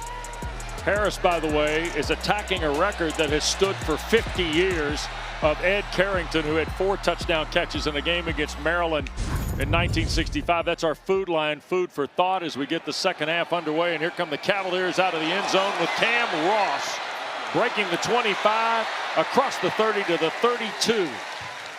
And that's where Virginia will go to work, Dana. Well, despite the halftime lead, Wes and Steve, I was met with a fiery Tony Elliott coming out of the locker room. He was not happy how they finished that half in the final 2 minutes. He said, we played bad football. If we're going to win this game, we need to play complementary football, and we need to be a hungry football team here to start the third quarter. All right, I'm going to ask then fiery Steve Addazio this. You like that edge from Tony Elliott, 2 touchdown lead? This team's trying to win their ACC opener tonight? I love that edge. I think, you know, it's a new half. It's 0-0 in your mind. Let's go, baby. We got to get better. We got to improve. We got to play a great half. That's the way to go, Tony. Virginia's second in the ACC and 17th nationally at almost 45 points a game. And now Virginia, they've got to burn a timeout because the Cavaliers weren't lined up right. And that means that the 45-year-old native Californian, Tony Elliott, who played his football at Clemson, then worked there 11 years before taking this Virginia job, wants to have another skull session with his football team. Yeah, he was getting after the coaches. He's getting after everybody. Love it. Chandler Morris is in there leading the charge. And Chandler Morris, I think, knew this earlier than anybody else. Yeah, look at that. Number 4 not having it. That's what you want out of your quarterback. He's the field general. Make it right. Correct it. Off the 32 with Jamari Taylor in the backfield. Morris to work. And Taylor slipped 1 tackle, picked up a couple on the play. Matt Rose, the linebacker, makes the stop for Stanford. Now counterpunch here with Frank Reich, though, Steve. You're down 2 scores. Wilfredo Ibar, the linebacker, shaking up on the play for the Cardinal here. To a defensive player. If you're Frank Reich, you got to chip away, and you got to start with your unit on the field here, don't you? Defense is the one that's got to get the stop. The defense has got to create a 3 and out. Don't let them have the first down and get the tempo going. Get off the field. Give your offense a chance to get back on the field and peck away at this lead. So yes, this is a big defensive series for Stanford, and they've got to do a great job here. They've got them off schedule. It's 2nd and long. So Ibar comes off, greeted by the interim head coach of the Cardinal. And so after the yard run by Taylor, Morris to work at the 33. And here goes Taylor again, dodging a man at the 35, diving forward. It'll be 3rd and about 3. Eckhart makes the play. He's the field safety tonight, playing in his 5th career game. They've really stumbled on Virginia. I notice now they've starting to run what we call a pin-pull scheme, a man scheme, where they down, kick out, and lead with linemen. It's everybody's got a man as opposed to a zone or a gap scheme. So they're changing here right now and having some success. But that run was really, if you watch him stop, start, and change direction, impressive. Cavaliers almost 59% on third down as Taylor will pick up the first down. Out to the 44-yard line goes Jamari Taylor. You know, it's interesting, Wes, between, you know, you got Jamari Taylor, who's just really an outstanding back. He's really explosive. You got Trell Harris. You've got Chandler Morris. I mean, there's a lot of guys that can create explosives on this Virginia team. Yeah, and you see Xavier Brown has now come in the ball game. He played briefly in the first half. 29 yards on 5 carries for the senior from Lexington, Kentucky, who plays in his 27th career game here tonight for Virginia. And a play fake by Morris. Trying to spin it and does, and the catch is made, and that's the tight end Dakota Twitty. Knocked out of bounds around the 30-yard line of Stanford by Eckhart. Really nicely done. He found the fat in the coverage. What I mean by the fat is the openness, the open areas, and nice route, nice completion. So first down and 10 in Stanford territory now for the Cavaliers on this opening drive of quarter number 3 at Scott Stadium.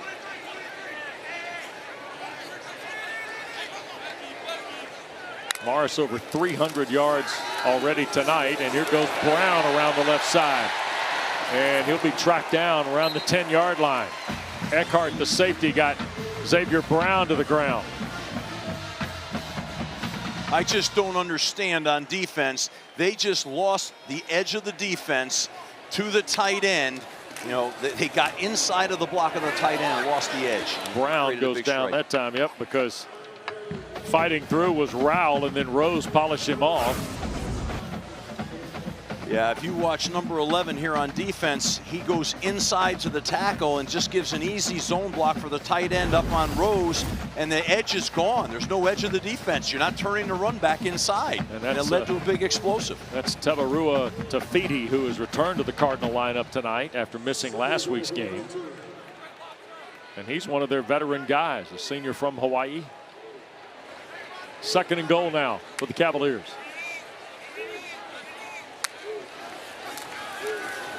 Morris, quick shot. Oh, Sage Ennis is going to walk in the end zone.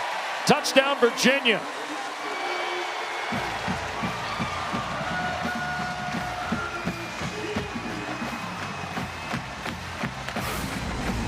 And Morris right back to work at the start of the second half. So they watched the film from Boston College last week, and they ran that same rub route combination and free released the back and created a mismatch on the linebacker. They must have got that right off the tape. Did a great job with it there. Bedridge to add the point, and it's back to a 3-touchdown advantage now for Virginia. Cavaliers now have 5 touchdowns in 7 possessions.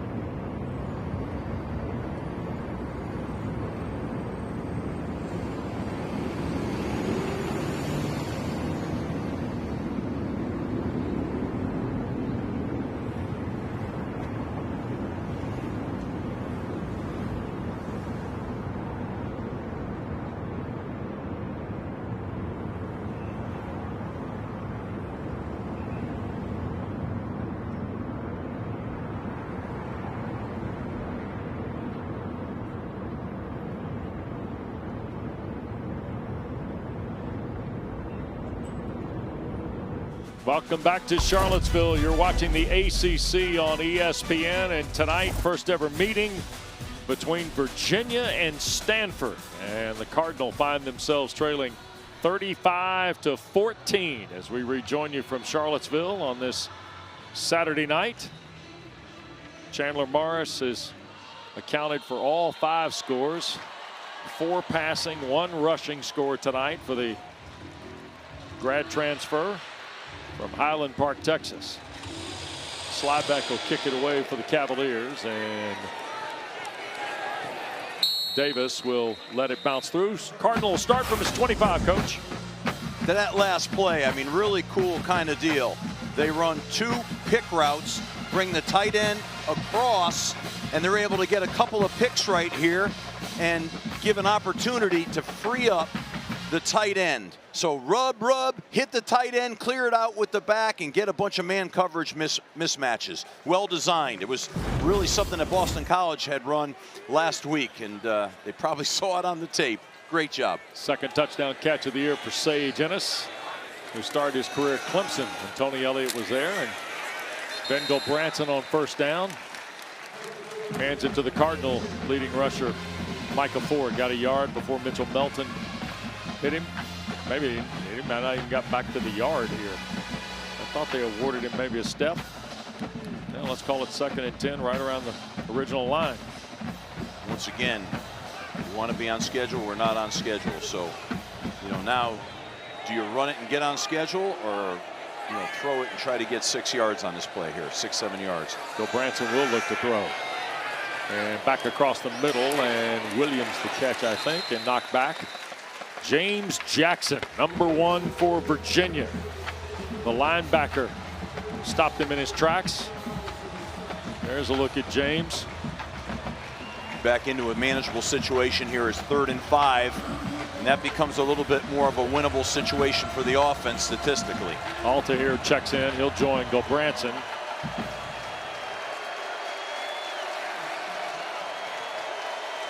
Williams has got a 7-catch night for Stanford. Here's Gulbranson, pressure coming in, treble and sacked.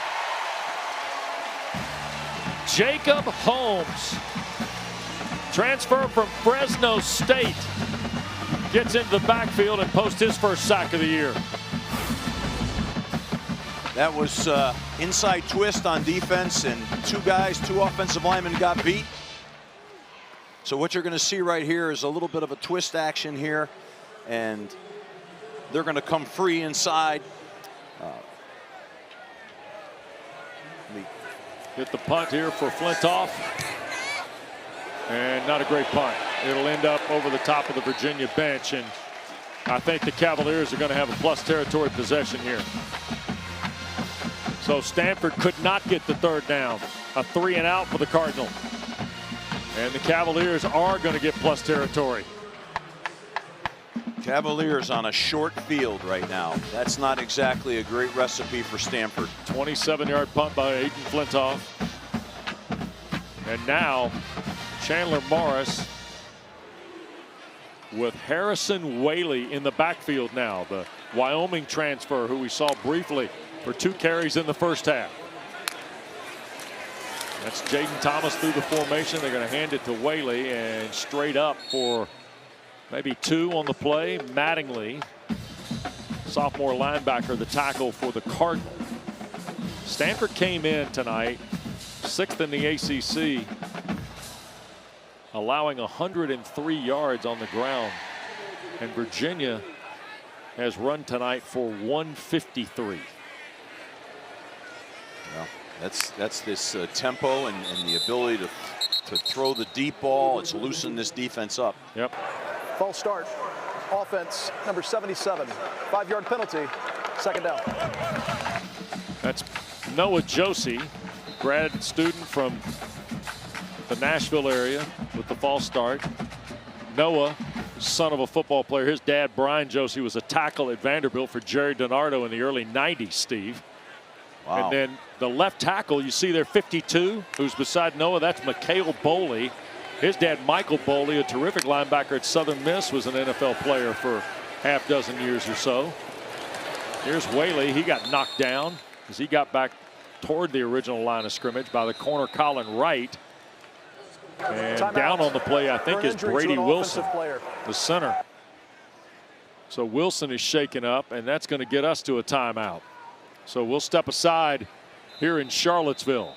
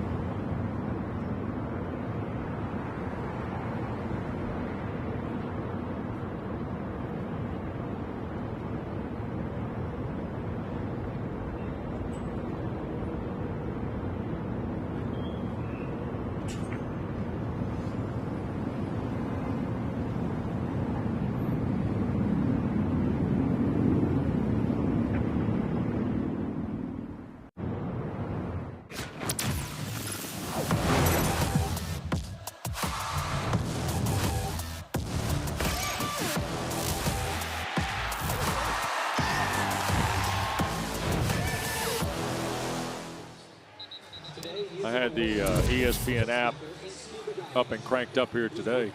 Had all sorts of games going on. Brady Wilson limps off, but that's a good sign that he's up and able to at least get off under the field under his own power. He went down pretty quick on the play. So now Drake Metcalf goes from right guard to center here, Steve, and Kevin Wigginton, the second transfer from Michigan State, has come in to play that left guard spot, or right guard spot, I should say, that Metcalf vacated. They've taken a lot of hits on the offensive line right now. They've lost a lot of guys, but they're playing pretty well tonight, though, even though guys are playing in different spots. So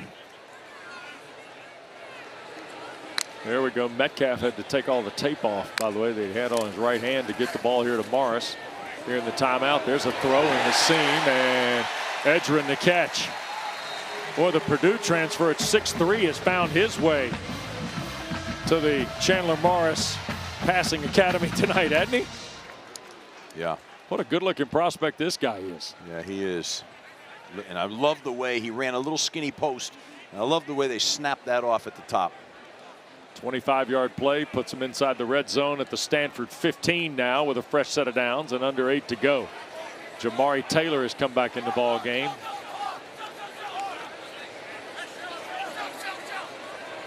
Taylor's got 60 yards on 12 carries tonight. And he'll try and find a seam at the left side. He'll crack through to the 5. Maybe at the 6 is where they'll spot him. Mattingly the tackle. Steve, we were going to get to this during the first half. The balance run to pass here, the threats and all the things Des Kitchings and Tony Elliott have put in their catalog. Boy, Virginia is impressive now offensively. Yeah. They're over 500 yards, and I think they're as good an explosive team as I've seen. I mean, they've got playmakers at all the right positions. The line has given them some decent time. It's been spotty here and there, but for the most part, he's been able to throw the ball. This is a scary outfit to play from a standpoint of offensive firepower. 28 run plays, 23 pass plays tonight in their 51.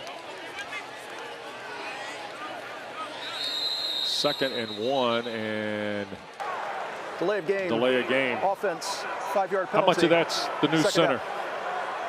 Do you think? I'm not sure. You know, you saw Tony Ellett gave him a little thumbs up to the quarterback there. I'm not sure if maybe he's basically saying that's on us. I don't know that, you know. But certainly that could be a problem with a guy coming to center for the first time. There might have been a little communication breakdown somewhere there, would be my sense.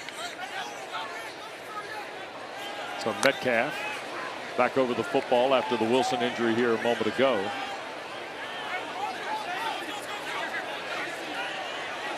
Play clock winding down to 2. There's the snap. Here's Morris, looks, throws, end zone for Harris beyond his reach. Well, he rushed that a little bit because he felt the pressure coming on him. They had a little bit of a linebacker nose twist inside, and he got rid of that ball pretty quickly. Another look at the Morris throw. Oh, Mattingly. Yeah, he got a lot of push inside, but they cut the linebacker free on. There was a linebacker nose twist, and they cut him free. So here's Morris now. 3rd down play. Whistle blows and procedure. And I think this may be on Jamari Taylor, who was lined up well out here to the near side. Offense, not all 11 players were set prior to the snap. 5-yard penalty, 3rd down. So Virginia, some unforced errors here. Morrison showed you Mattingly make contact, and Chandler doing a good job of trying to hide that one. Yeah, he took a shot, and he felt that shot. You can see it you can see it all over his posture. But they're sloppy right now. This is the first time I've seen Virginia kind of look a little sloppy here, little out of sequence. 2-by-2 look. Pressure coming. Here's Morris to his right. Taylor the catch at the 10. Hurdles a man and knocked out of bounds. Right around the 9. That'll make it 4th down. Colin Wright shoved him out, and Will Bettridge will come on. Well, Mattingly was the guy that hammered him after he leapt over Colin Wright. It looked like Ben York was in the play, and he gave up some pressure there. So here's Bettridge, and this will be 27 yards. Missed earlier tonight from 25. And the kick is away, and it is good. So 27-yard field goal by Bettridge. New score in Charlottesville. Virginia 38, Stanford 14.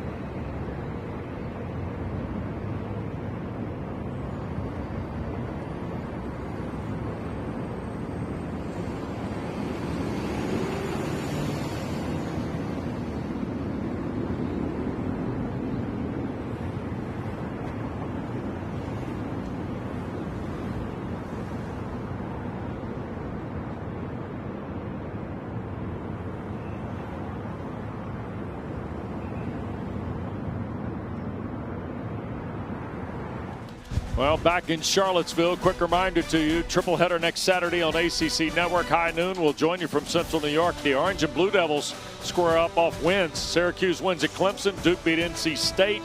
Cal and BC will follow at 3:30, and then the primetime presented by ServPro out at Stanford Stadium. Cardinal hosts the Spartans of San Jose State, all next Saturday on ACC Network and the ESPN app.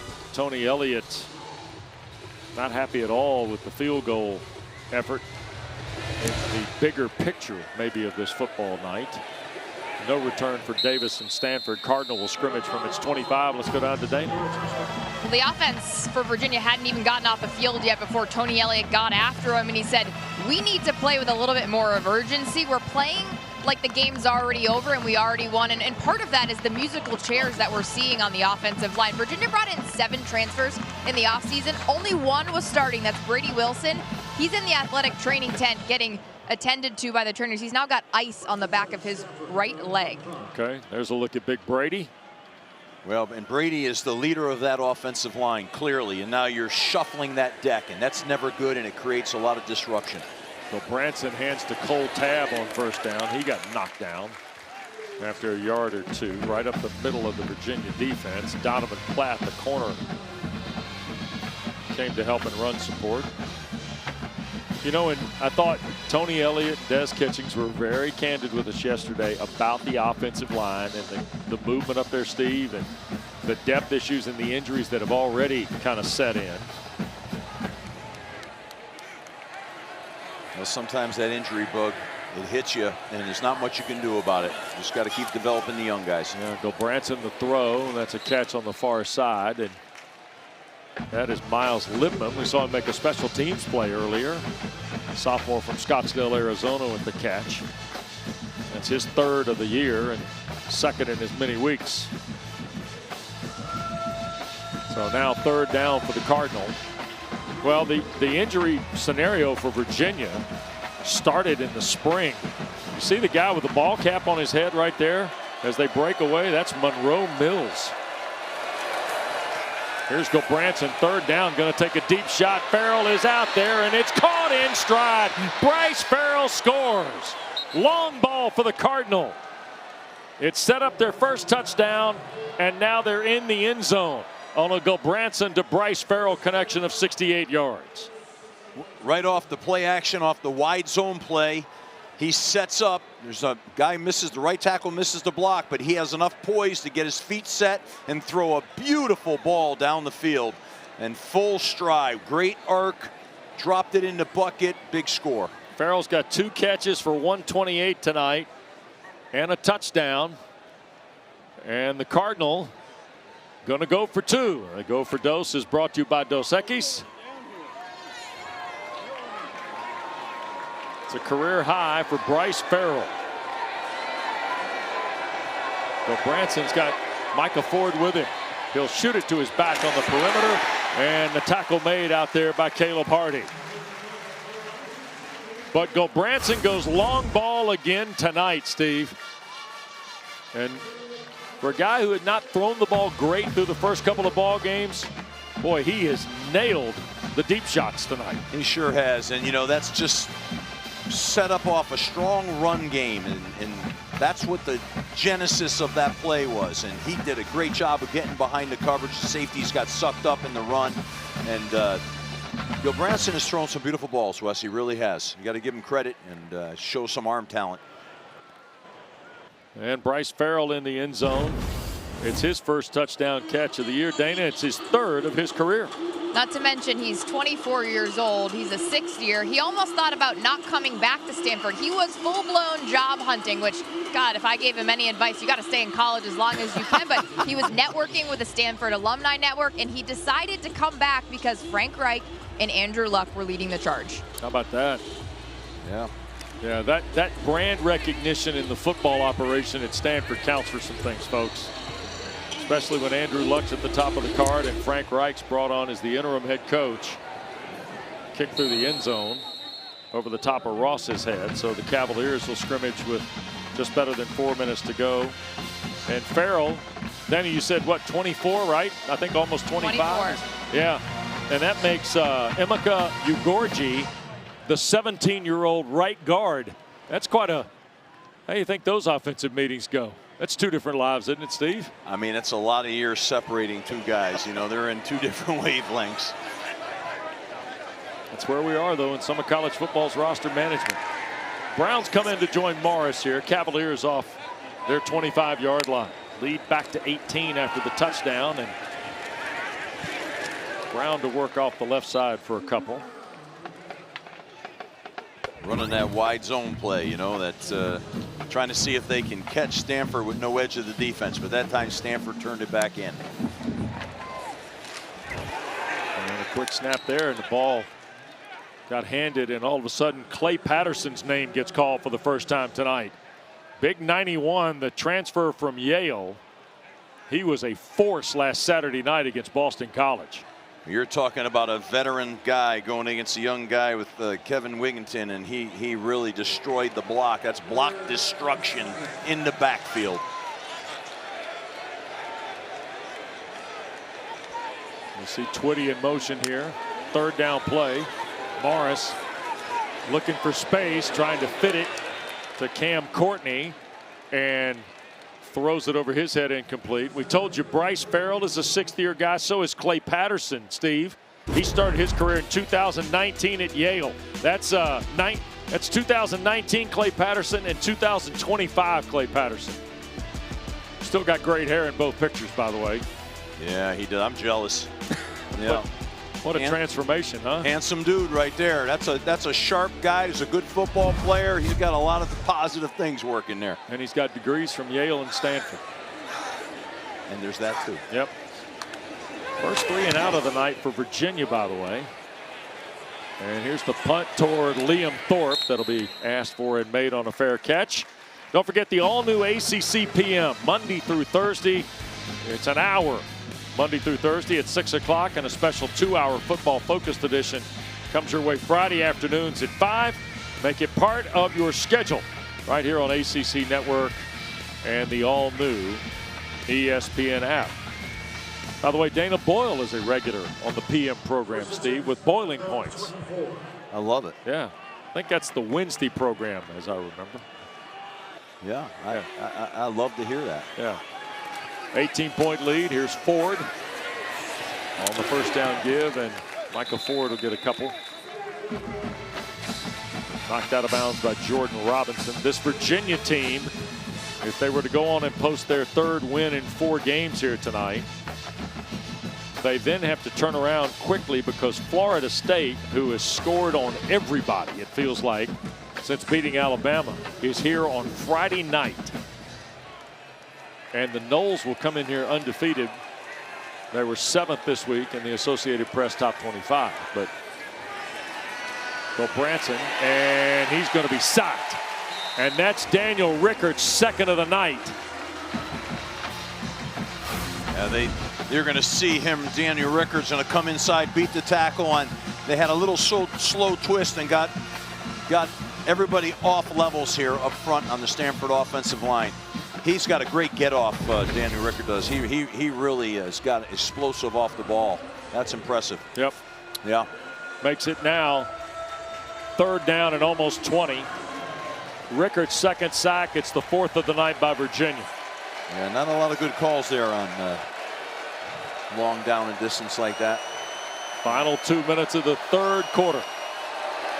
Branson, middle of the field, and taken down is Caden High.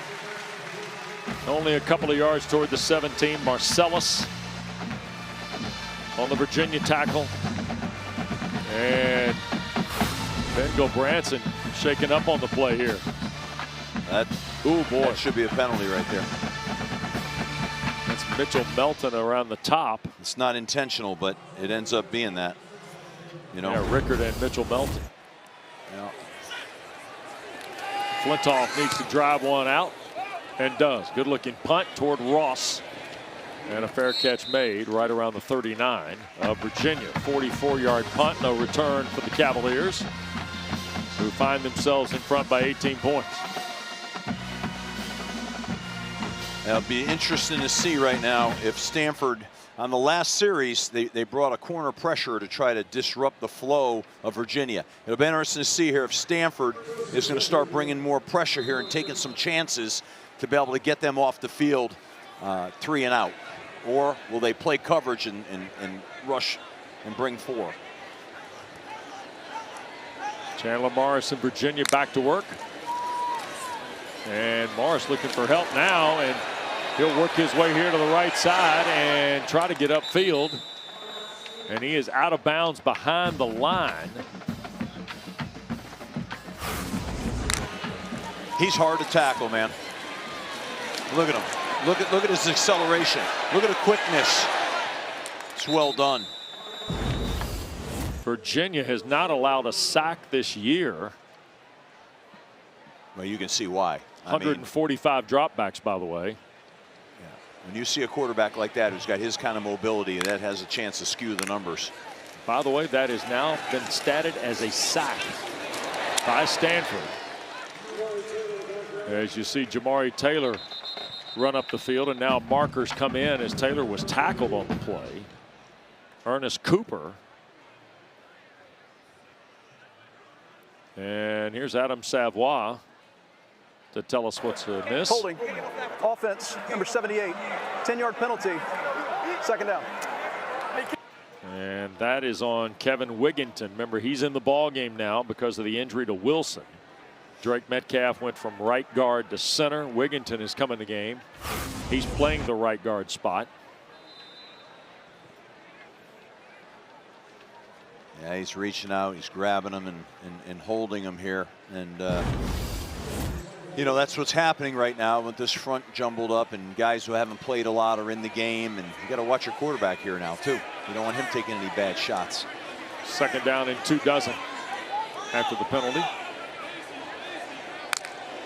Metcalf trying to get things called out for his offensive line mates. Now they're just going to take the deep shot to Trell Harris, who tried to come back and make the catch. And now a flag's going to be thrown. That's pass interference on O.J. Recray. Shea O.J. Recray from Alpharetta, Georgia. Pass interference. And Trell Harris is shaken up. 22. 15-yard penalty with an automatic 1st down. So a 1st down will come about from the flag. For an injury to an offensive player. And Trell Harris, rather, shaken up. One more look here. I mean, he's got his hands on him a little bit. Right here, he's got his right hand on him. But that's not a lot right now. And he's making a play for the ball. He has his head turned towards the ball. I don't know. You know, you can go either way with that call. So Harris is going to come off. That might be all for him. And in the final 5 seconds of the 3rd, he had a spectacular opening quarter here tonight. 3 touchdown catches from Chandler Morris. Penalty will take the ball to the 40-yard line. And Harrison Whaley's going to come in. 4 catches, 145 tonight. Let's hope that's just a cramp for Trell Harris, Steve. He was drinking that solution there. That's for cramps, so that's what it is. There's a throw, back shoulder try for Eli Wood, who plays tonight in his 25th career game for the Cavaliers. Final play of the 3rd. Virginia trying to get to 3-1. They leave Stanford 38-20. 4th quarter's next tonight on ACC Network.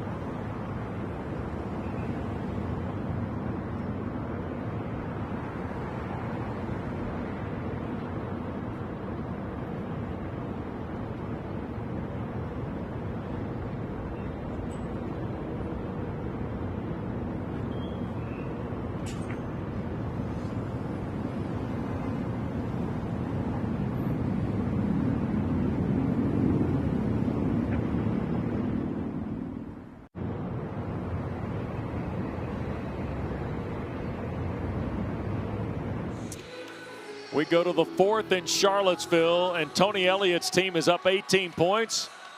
But he's telling his team, Steve, it's got to be everybody. Yeah, he's rallying the troops. I love it. He's getting after them, telling them we got to have maximal effort. We need everybody giving everything they have through the end of this game. I love that. Cavaliers off the 44 now, second in the full 10. Leading 38-20, trying to get to 3-1 tonight. And here's a throw, and boy, what a catch this is on the backside. That's Cam Ross. A year ago, James Madison had 36 catches, 430 yards, and 3 touchdowns.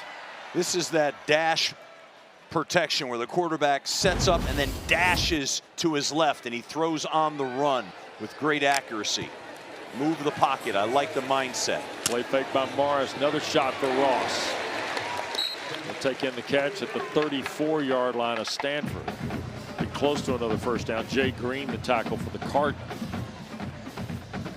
I think you want to keep Chandler Morris. You want to keep him clean right now. You want to move the pocket when you can. You want to make sure he's not taking undue hits. There goes Brown. That's a first down run. Brought down near the 29-yard line by Cooper. This goes back to a little bit of that Tony Elliott message at the quarter break, Steve. How much of that is big picture too? Not that big picture tonight, like big picture the program. Absolutely. Here's Morris. He's going to throw for the end zone, and boy, that got tripped up on the way to Eli Wood. Flags are thrown here. That's going to be pass interference on Stanford. And Charlie Eckhart, who was shaken up on the play. Oh, and I think Eckhart's cramped up a little bit. Pass interference, defense number 39. 15-yard penalty, and an automatic first down. I mean, this is a legitimate penalty. He tries to grab by the hip, throws him, prevents the touchdown. If he didn't do that, probably would have been 6. Oh, yeah, reach out on Eli Wood. Jamari Taylor's coming to the ball game. One thing that concerns me a little bit for Stanford is these safeties are getting run by, you know, and it's, that's not good. First and 10 at the 14. And here is Taylor bouncing into the stack. Got a yard on the play. And they're bringing the weak side safety down into the box here. They're plussing the box with him, and he makes the play here. In the case of Scotty Edwards, who is a talented guy. He had 8 stops last Saturday night in the win against BC. That guy was a playmaker. They get him involved in a run game for sure.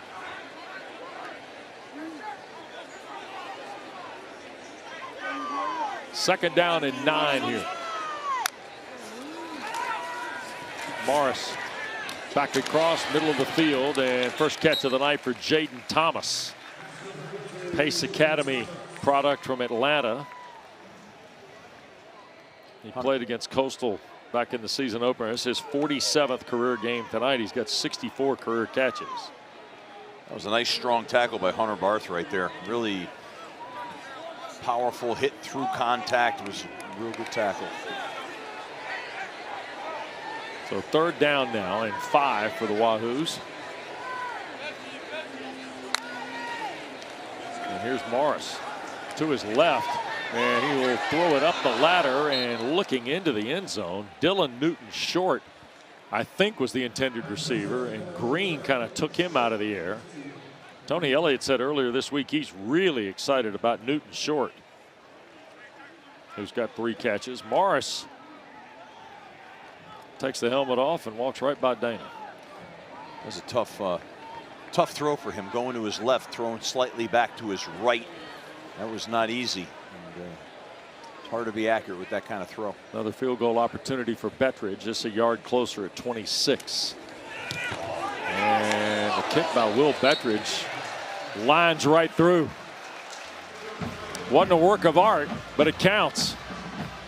Lead is back to 3 touchdowns for the Cavaliers. 12:26 to go. Hey, look, if you hit the ball in the fairway, it's still in the fairway. Oh, man, that's a knuckleball.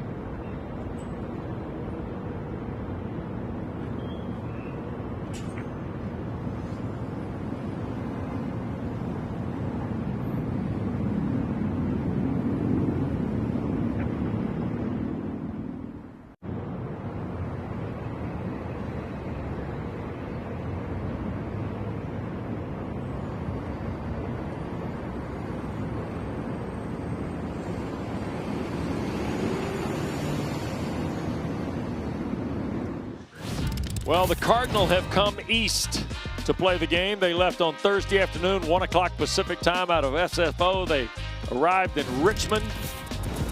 And then here's the itinerary. They woke up at noon Eastern. That's 9 Pacific on the body clock. They went through a walkthrough in practice, had 11 o'clock bed check. And then here's the play today. They left the hotel in Richmond, made the 65-mile drive to Charlottesville, kicked. 1:45 Eastern, they'll fly Richmond to San Francisco direct on the charter and get home about 5 a.m. Pacific time.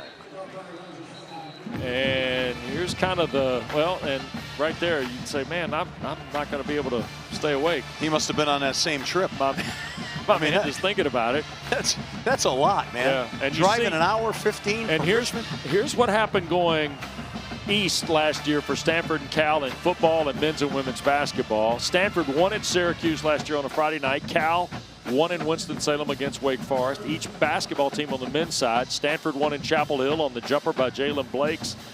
Cal won in Raleigh against NC State. Women's team's couple more victories. It's a little different in basketball. It's like every 2 weeks is the way the schedule fell last year, but it is a talking point. And there's a throw back toward Williams, incomplete. Virginia crowd wanted a hold, didn't get a flag. Now, Dana, I thought the interesting thing this was with Frank Reich. We're going to watch the play fake here to Ford and a little bit of a mix-up with Go Branson. I thought Frank Reich, when we talked about it, I thought his answer was most revealing about their mindset, though, this week. Yeah, he told us and the team, we're going to spend zero emotional energy on the time change, on the travel. At the end of the day, football is football, but they did adjust their practice schedule, and they practiced in the afternoon to account for this game time. Yep. Here's the throw. Williams the catch, shy of the 30-yard line. By the way, Stanford will go to Miami October the 25th, and then 2 weeks later play in Chapel Hill against North Carolina. Yeah, I'm calling in on Frank Reich's call here. I mean, I'm saying no. There's a lot of emphasis when you travel a long way. You got to pay attention to all the details. Your team's got to be rested right, hydrated right. We spend all this money in college football on getting peak performance out of the student athletes. We're going to pay attention to the travel and when we leave and how long we drive. Those are all really, really important things. I know, having worked through that myself. Alta here is in the backfield, but timeout taken by Stanford. They're first. Steve, I want to counter with this, seconds. though. He, with his NFL background as an assistant, a player, and a head coach, obviously, with the way the NFL does it, the trip they're making today is exactly in the NFL framework. They came west to east. They took a day and a half early to do it. So rather than a Saturday noon game, they didn't leave on Friday. They came on Thursday, right? They tried to set up the clock where tonight we're playing at 7:30. That's 4:30 on their body clock. A little different than maybe what BC had to go through last week, where we played at 10:30 Eastern time, 7:30 Pacific, right? All I'm saying is there was a lot of thought going into that. That's just not a non-thought. We're not going to discuss it. We're going to discuss it. We're going to discuss it a lot because it's the welfare of your student athletes. Right. You know, that's my point. My point isn't necessarily what the plan was. It was the point to us that we're not going to. There was 0.0 talk about traveling. I think it's got to be a real group team thing with everybody on the same page. Here's the third down out of the timeout. And they'll hand the ball inside Altair. And he will be short by about 1.5 yards. So fourth down. And looks like Stanford's going to go for this. Gilbranson staying on the field. Well, you have to go for it here. You know, you got to say to yourself, we got to be able to make 1.5 yards here and keep the chains moving and give ourselves a chance here. Your team's got to keep fighting. So Ford has come back in the game for the fourth and just better than 1 yard. And they're going to hand it to Micah Ford. He got hit on the button. I think he fell forward, though, to get it. He did. Boy, is he tough. He's got just enough in the wheelhouse to get to the corner. He's got some make you miss in him. And Steve, when he has to, he can do this right here. That's all him right there on the first down. There wasn't anything there. He was stopped 1 yard short of the first down, but he wouldn't be denied. He kept driving his legs and grinding through the contact to get this critical first down. That's a sign of a leader, a winner. He's their guy right there. Came into tonight averaging about 97 yards a game, 19th nationally, 3rd in the ACC. Here's Gilbranson, wants to take a shot on first down. He hits Williams, who's had a nice evening, and he'll be brought down shy of the midfield line by James Jackson.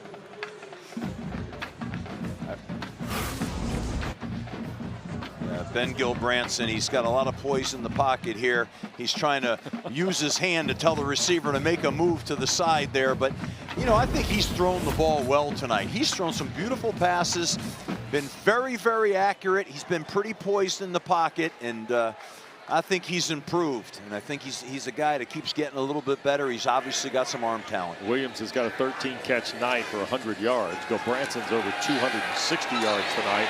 And now in trouble and will be sacked. Did the ball come out? It did. There's a scramble for it, and the Cavaliers say they haven't. Recovered right around the 35 of the Cardinal. And it is Cam Robinson that comes up with it. But was Gilbranson down before it came out? He was in the process of being sacked. They got raked out of there. So it indeed was a loose football. It got batted around, and Cam Robinson recovers it. He may have been the guy that raked it out.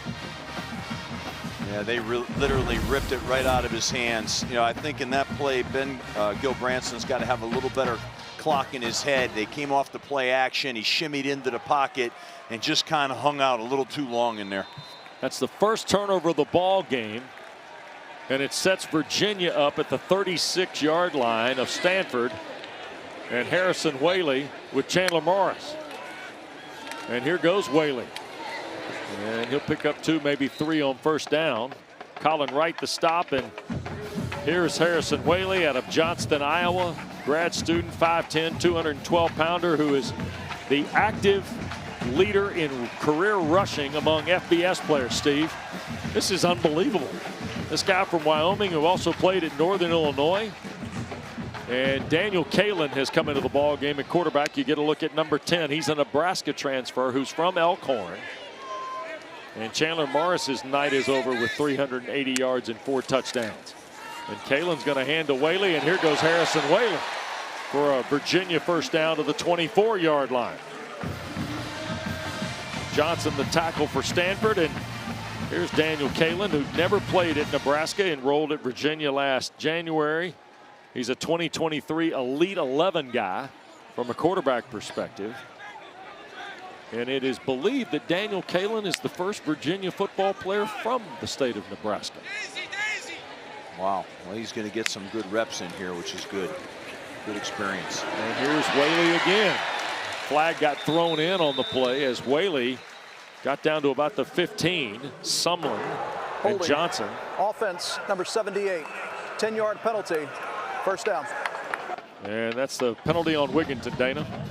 Well, Whaley, like you said, is an active leading rusher in college football, but he didn't play a snap in that NC State loss. And when we were talking to the coaching staff, they said he never wavered. He didn't come in to the coaches' offices petitioning for more playing time. He just put his head down and got to work. And I kind of said to Des Kitchens, really? Like, he didn't want any snaps? Like, if I'm an athlete, I'm going in petitioning for my playing time. But that speaks to what the running back room is like at the University of Virginia football program. It sure does, and that's a strong. The coaches say it's one of the best rooms in the program. And there's Taylor for picking up the yardage on the penalty and then some. And so Jamari Taylor's night continues to be a productive one. And you see Whaley, born in the Ivory Coast, high school in Iowa, played for Thomas Hammock at Northern Illinois. And then last couple of years out in Laramie in the Mountain West for Wyoming. If you can play for Thomas Hammock, you know he's a heck of a football coach. Yeah. And values the right things in a player, and that tells you something. Yep. 85 yards on 15 carries for Taylor. Whaley back in the ball game. And here's the other thing too, Dana. You mentioned not just that. How about the fact that Jamari Taylor was already here when Harrison Whaley committed to Virginia? Yeah, Tony Elliott told us, he said that running back room position was wide open in the spring in camp. And so it's really a revolving door. That's a huge, huge plus. Yeah. Huge value add. The fact that Whaley, now Steve, in today's landscape, would a kid, if you knew one guy's already there as a grad transfer. No shot you come. In Taylor, right? Yeah, it's surprising. Yeah, I mean, it speaks to maybe what Tony Elliott's trying to build here, too. Yeah, I'm sure it does. I'm sure that's what it is. And here's Harrison Whaley adding to his career total. He's worked it down to the 5. First and goal for Virginia. Gabe Kaminsky, the tackle. They say he's the short yardage back. I mean, you know, he's the powerful back, and you're seeing some of that here. He runs with a lot of forward lean and surge. So they've got answers in the backfield. They have different styles of guys, but they complement each other well. Yep. They've got depth. You know, their issue right now is going to be up front. That's where, you know, they've taken a lot of hits, and they're running out of guys they can put in there. Yep. Keith Gaither, the running backs coach, stands right there with his pupils in the classroom. This is Whaley on first and goal at the 5, and he got hit head on by Mattingly. Keith Gaither's another one of those guys who's been with Tony Elliott on this staff since the start in Charlottesville. And Chandler Morris watching Daniel Kalen go to work here on this drive. Tyshawn Wyatt has entered the game, I think, at right guard for Virginia. He's a young guy that they said would possibly get some reps. He's in there now. So, and they did a little shuffle here. Believe they moved somebody over to left guard. I'm trying to see if that's Metcalf. Ooh, what a hit that is on the Whaley carry. Sumlin, big 6'2", 200-pound sophomore from Southern California. Woo! Got the Adazio football program going right there, don't you? Huh? Oh man, you gotta like that, right? I mean, that's ball. You know, you talk about what's ball. That's ball. Guy coming in like a missile, bringing the wood. Yeah, woo, man. Sumlin, dude. Third down here. Taylor has come back in the ball game to join Kalen. And Kalen's going to throw for the end zone. Is that caught? Wood was back there in the corner. I believe so. It is a Virginia touchdown for Eli Wood. How about that?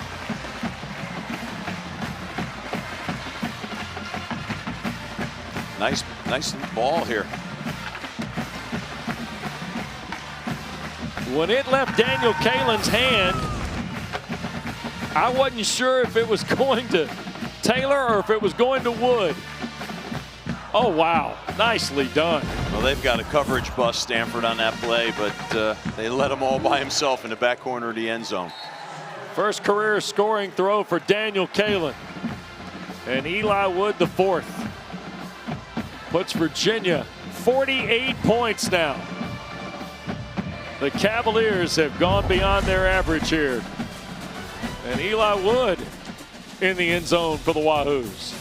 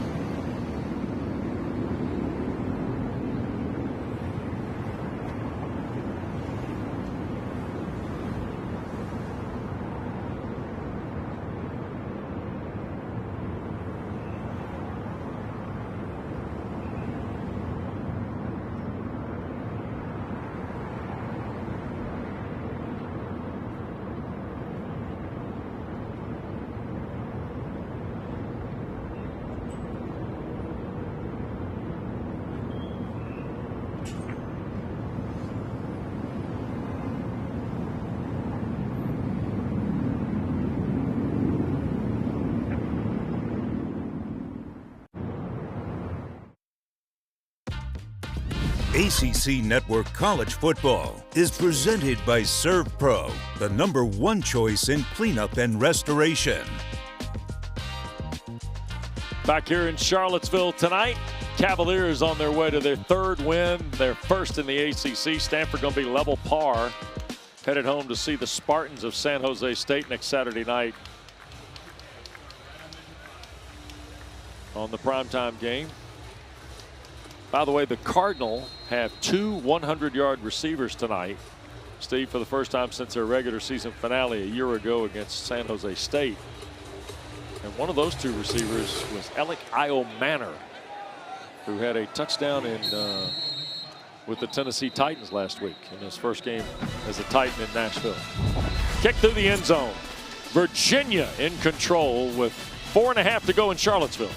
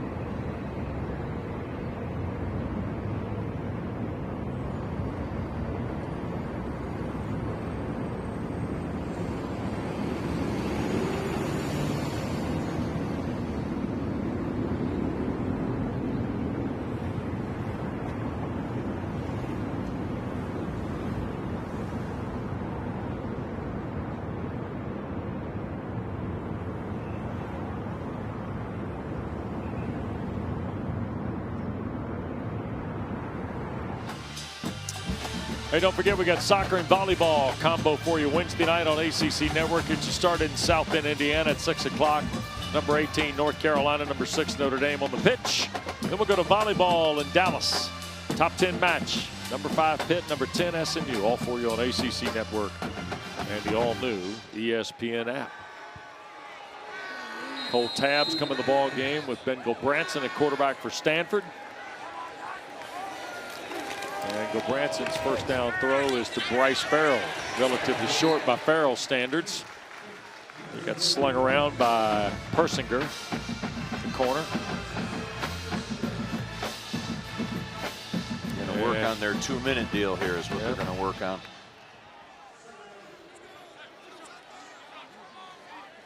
There's the snap, and the handoff will be to Tabb. And we have seen, as we thought we would, all 4 backs tonight. Cole Tabb out of Fort Walton Beach. By the way, Cole Tabb, both his dad and uncle were big league draft picks in baseball. Athletic family. Came into the ball game with 11 carries for 57 yards. And now going to turn the corner and pick up a first down and take on some would-be tacklers and add to it. DeMarcus Crosby, transfer from New Mexico State, who also played at Sam Houston. Did not play last week, makes the stop, but oh, we got the Cole Tabb stiff arm. Oh, he's moving up on my board right now.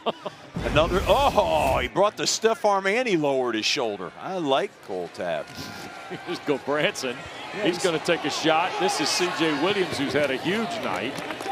And Carnley got inside position and coverage now for Virginia. Okay, Steve, so here's Tony Elliott's test. And we don't know where the injury is to Brady Wilson. We saw him with ice on his calf, if you will.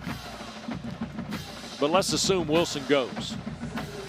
Number 7 and probably going up in the polls, Florida State's here Friday night. 30th anniversary, by the way, of the year the Noles lost in the ACC for the first time when Warwick Dunn was stopped at the goal line by the great Anthony Poindexter and Burnham, the linebacker, back on a Thursday night in 1995. So that is Friday night. And there's a look at the schedule.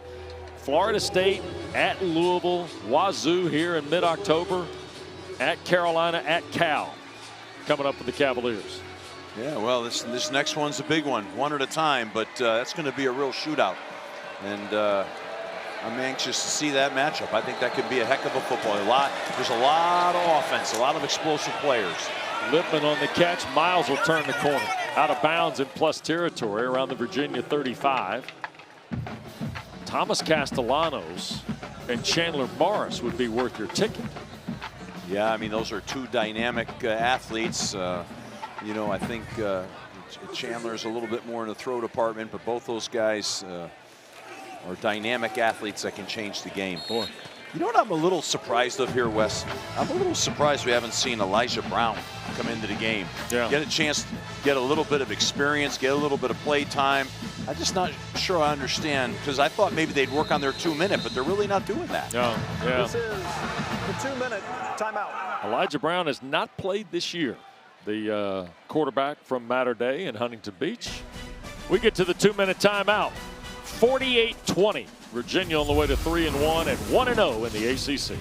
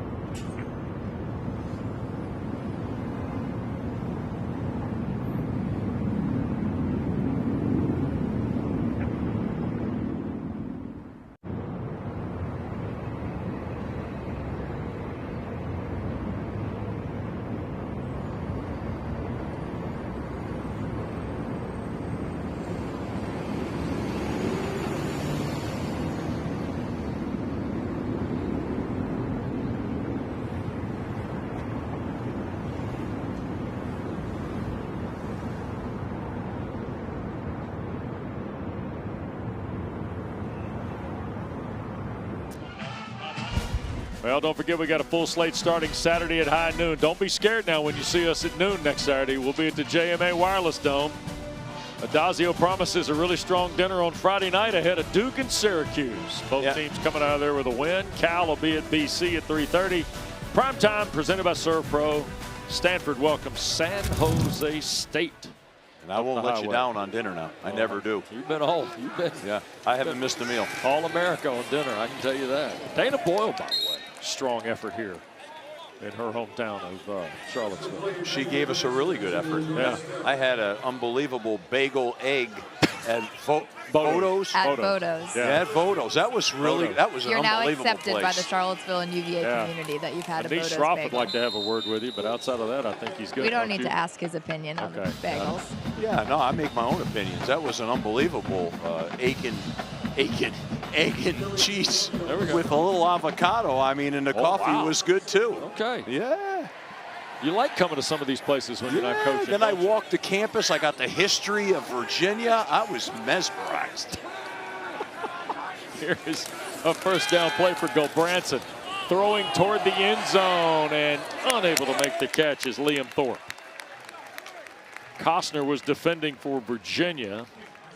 By the way, Corey Costner, the guy defending, is a true freshman from Baltimore.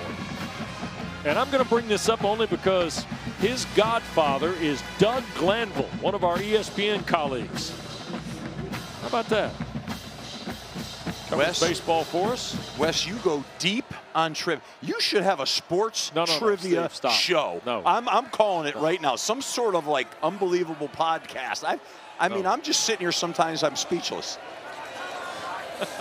Second down. Here's Gulbranson. That got batted away. Incomplete. And Virginia.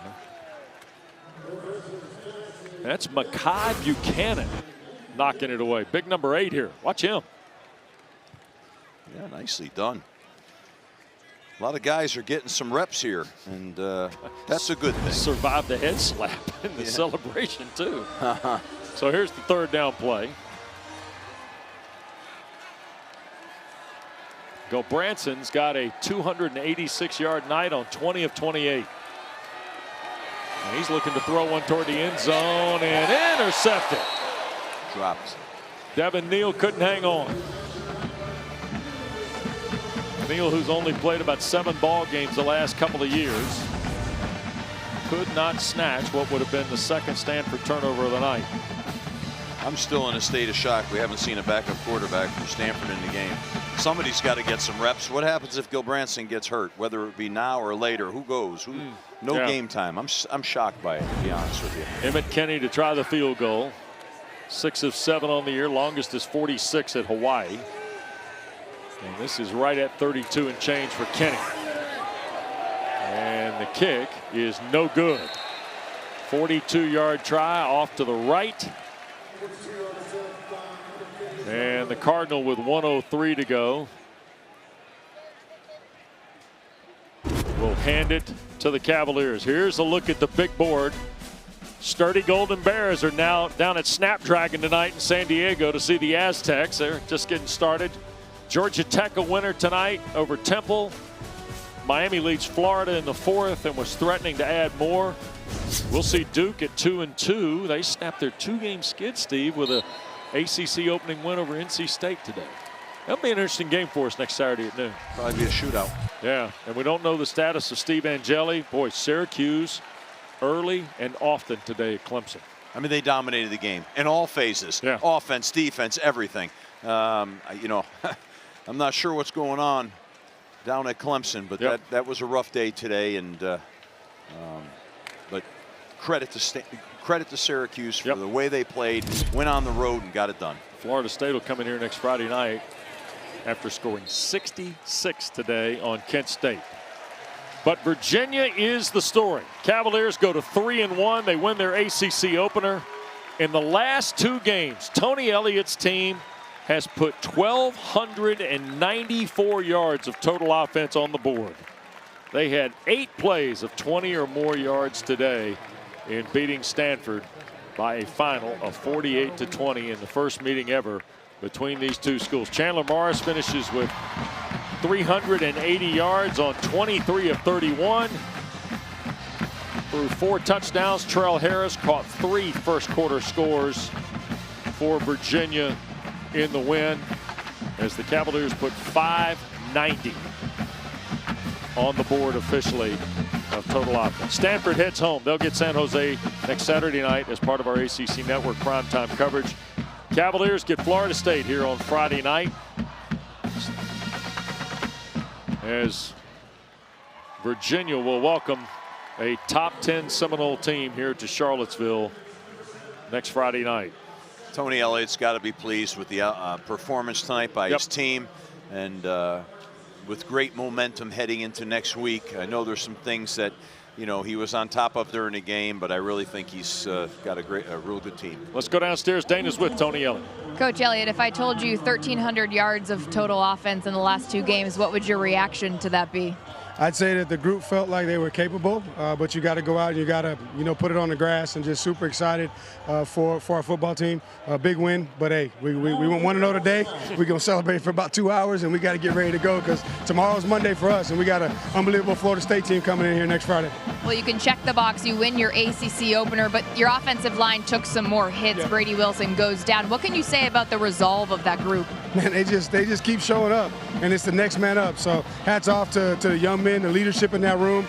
The guys that are injured have been beneficial as well, man. They're pushing all the guys, and everybody understands there's a standard that we're trying to establish, and just super happy that we got guys going down. Guys are stepping up, man. They're on one leg. Wigginton's in there. He didn't practice 2 days this week, and he's out there playing. But we're hopeful that we'll get some guys back here soon. Congratulations on the win. Go sing the good old song there. All right, thank you. Appreciate it. All right, Tony Elliott, 48-20 the final tonight.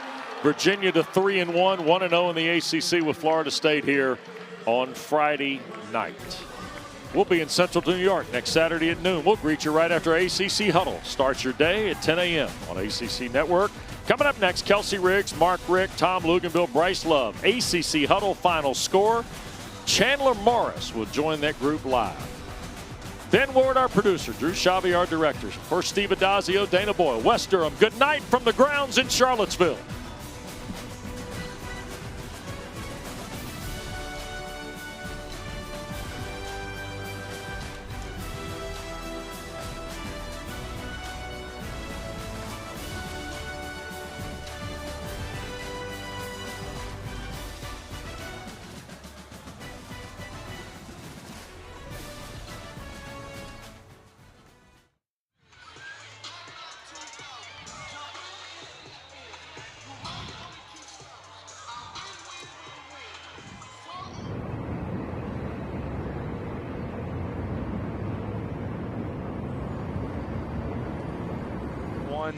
One, two.